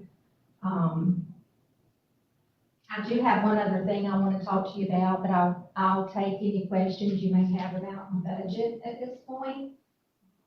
Just some of the other questions I've heard you ask. I have 3 people on staff. It's the same 3 that I've had all along. I do possibly foresee one leaving, and if that happens, I don't intend to replace her. I intend to absorb that workload amongst the other staff, but it's not exactly set in stone yet if that's gonna happen or when it's gonna happen, but. Is your building holding up all right out there? It is. I believe we're back to normal, except for the one, outside hole in the warehouse wall, that still hasn't been repaired. But other than that, my main office is back totally operational. Yeah. Yeah, you wouldn't even know we were in a hurricane. So, thank goodness. I don't have a question, but I want to do have a comment. You run a jam-up office out there in every way. I have 100% confidence in the system that she runs and the checks and the balances. And I'm really proud to say that Taylor County has never been in the news, and that's because of you. You do a very good job out there. And then you come in here with a 4.7% reduction. I'm telling you, Dana, thank you. Good job. I know Good times are job. fixing to get hard. I know that. I want to be a team player. I agree. You've always ran pretty lean as it is, and then come in here with this type of even if you add the $1 increase, you're still gonna be under. So, yes, thank you very much. The one thing my budget doesn't reflect, and it doesn't reflect it for a couple of reasons. One, I didn't have figures to present to you at the time that I needed to turn the budget in. And this specific item has not been in my budget in the past. It's been with the county's budget, but let me explain. The voting equipment. For those of you who might not remember, we negotiated an 8-year lease with our current voting equipment. And when we negotiated that lease, I was also able to negotiate a grant to cover that lease in the amount of $457,000. So the expense of the voting equipment has never really come out of the county's budget. It's always been covered with that grant. But the lease is going to be up in December of this year. And so as a board, we are going to need to make a decision moving forward what we want to do. Maybe at a workshop or something, we can sit down and discuss those numbers. I'm not requesting that we go out for bids and buy new equipment. Our equipment is fine. I think we just need to negotiate a managed service agreement moving forward, just so that we do have some type of service agreement in place to cover some of the aspects of the voting equipment. I wouldn't go into a long-term agreement. I would go into a short-term agreement. I probably would say 4 to 6 years maybe, and because technology is moving so fast that probably at the end of 4 to 6 years, which would really take you past the next presidential election, then you could evaluate whether there's new technology out there and you did want to get something new, or maybe, again, just continue on with another service agreement. I definitely wouldn't go any longer than that though, but I do have some figures. So at some point, between now and the end of the year, we do need to start really thinking about looking at what that service agreement is going to be. I have reached out to the state to inquire if there's possibly another grant to cover that, and I've been told no, that they're not offering any grants at this point to us. So I don't know if the grant pocket is drying up or what's going on there, but I don't think there's going to be a grant to cover that. So it's going to be a cost to the county. Are there state contracts out there for something like that? And these do cover the state contracts, these vendors. Ballpark. Ballpark, if we negotiated a 4-year MSA, you're looking anywhere between 41 and 46,000 a year. So. I'll go back up on the staffing part of it. Oh, yeah. I know I have mentioned in all of our offices that, hey, people leave, but you run so lean to me that if you have someone leave and you run a 3-staff office with 3 staff members, if it makes sense to have the person. Yeah, I did, it's currently in my budget, this position is. And I've known that this moment was coming maybe for some time, so I have started already strategically moving some of those job responsibilities to someone else. And so, we'll see. There's only so many hours in the day, and there's only so many hands to do it. At that office about 7 days a week. And I tend to work a lot of hours to keep from paying overtime. But I would just say that before you overload I appreciate that. staff and before you feel like, y'all are very efficient, just like Commissioner Field said it was. I appreciate that. Overload staff. We'll review Next that. to having a person, then I'm not saying overload everybody. Exactly. You can't be efficient as well. I appreciate that. One other thing, I was really pleased to see when you added community service Yes. hours for these children, because mine have been working, so they were not able to take advantage of that, but they have to have 100 Yes. hours. I guess Yes. public schools the same way, Yes. 100 hours. Yes, it was. So, and I thought that was marvelous. Yes, and we had probably altogether maybe about 9 that took advantage of that, and one of them was Jam Up Great, and so she is still on doing the rest of her hours with us. We hope we can get her 100 hours in before school starts, but she has really got some skills, so we lucked up with that. Yeah, If you need some more help, let me know. thank you. I got 2. Yes, ma'am.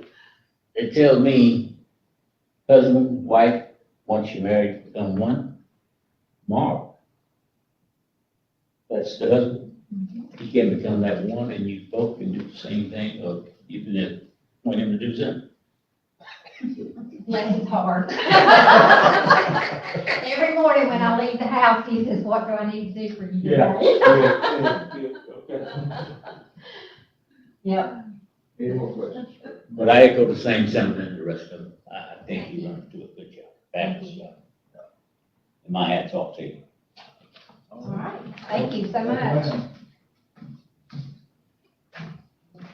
That is all of the presentations that we have for today. Are we going home now? Well, I mean, That's up to you.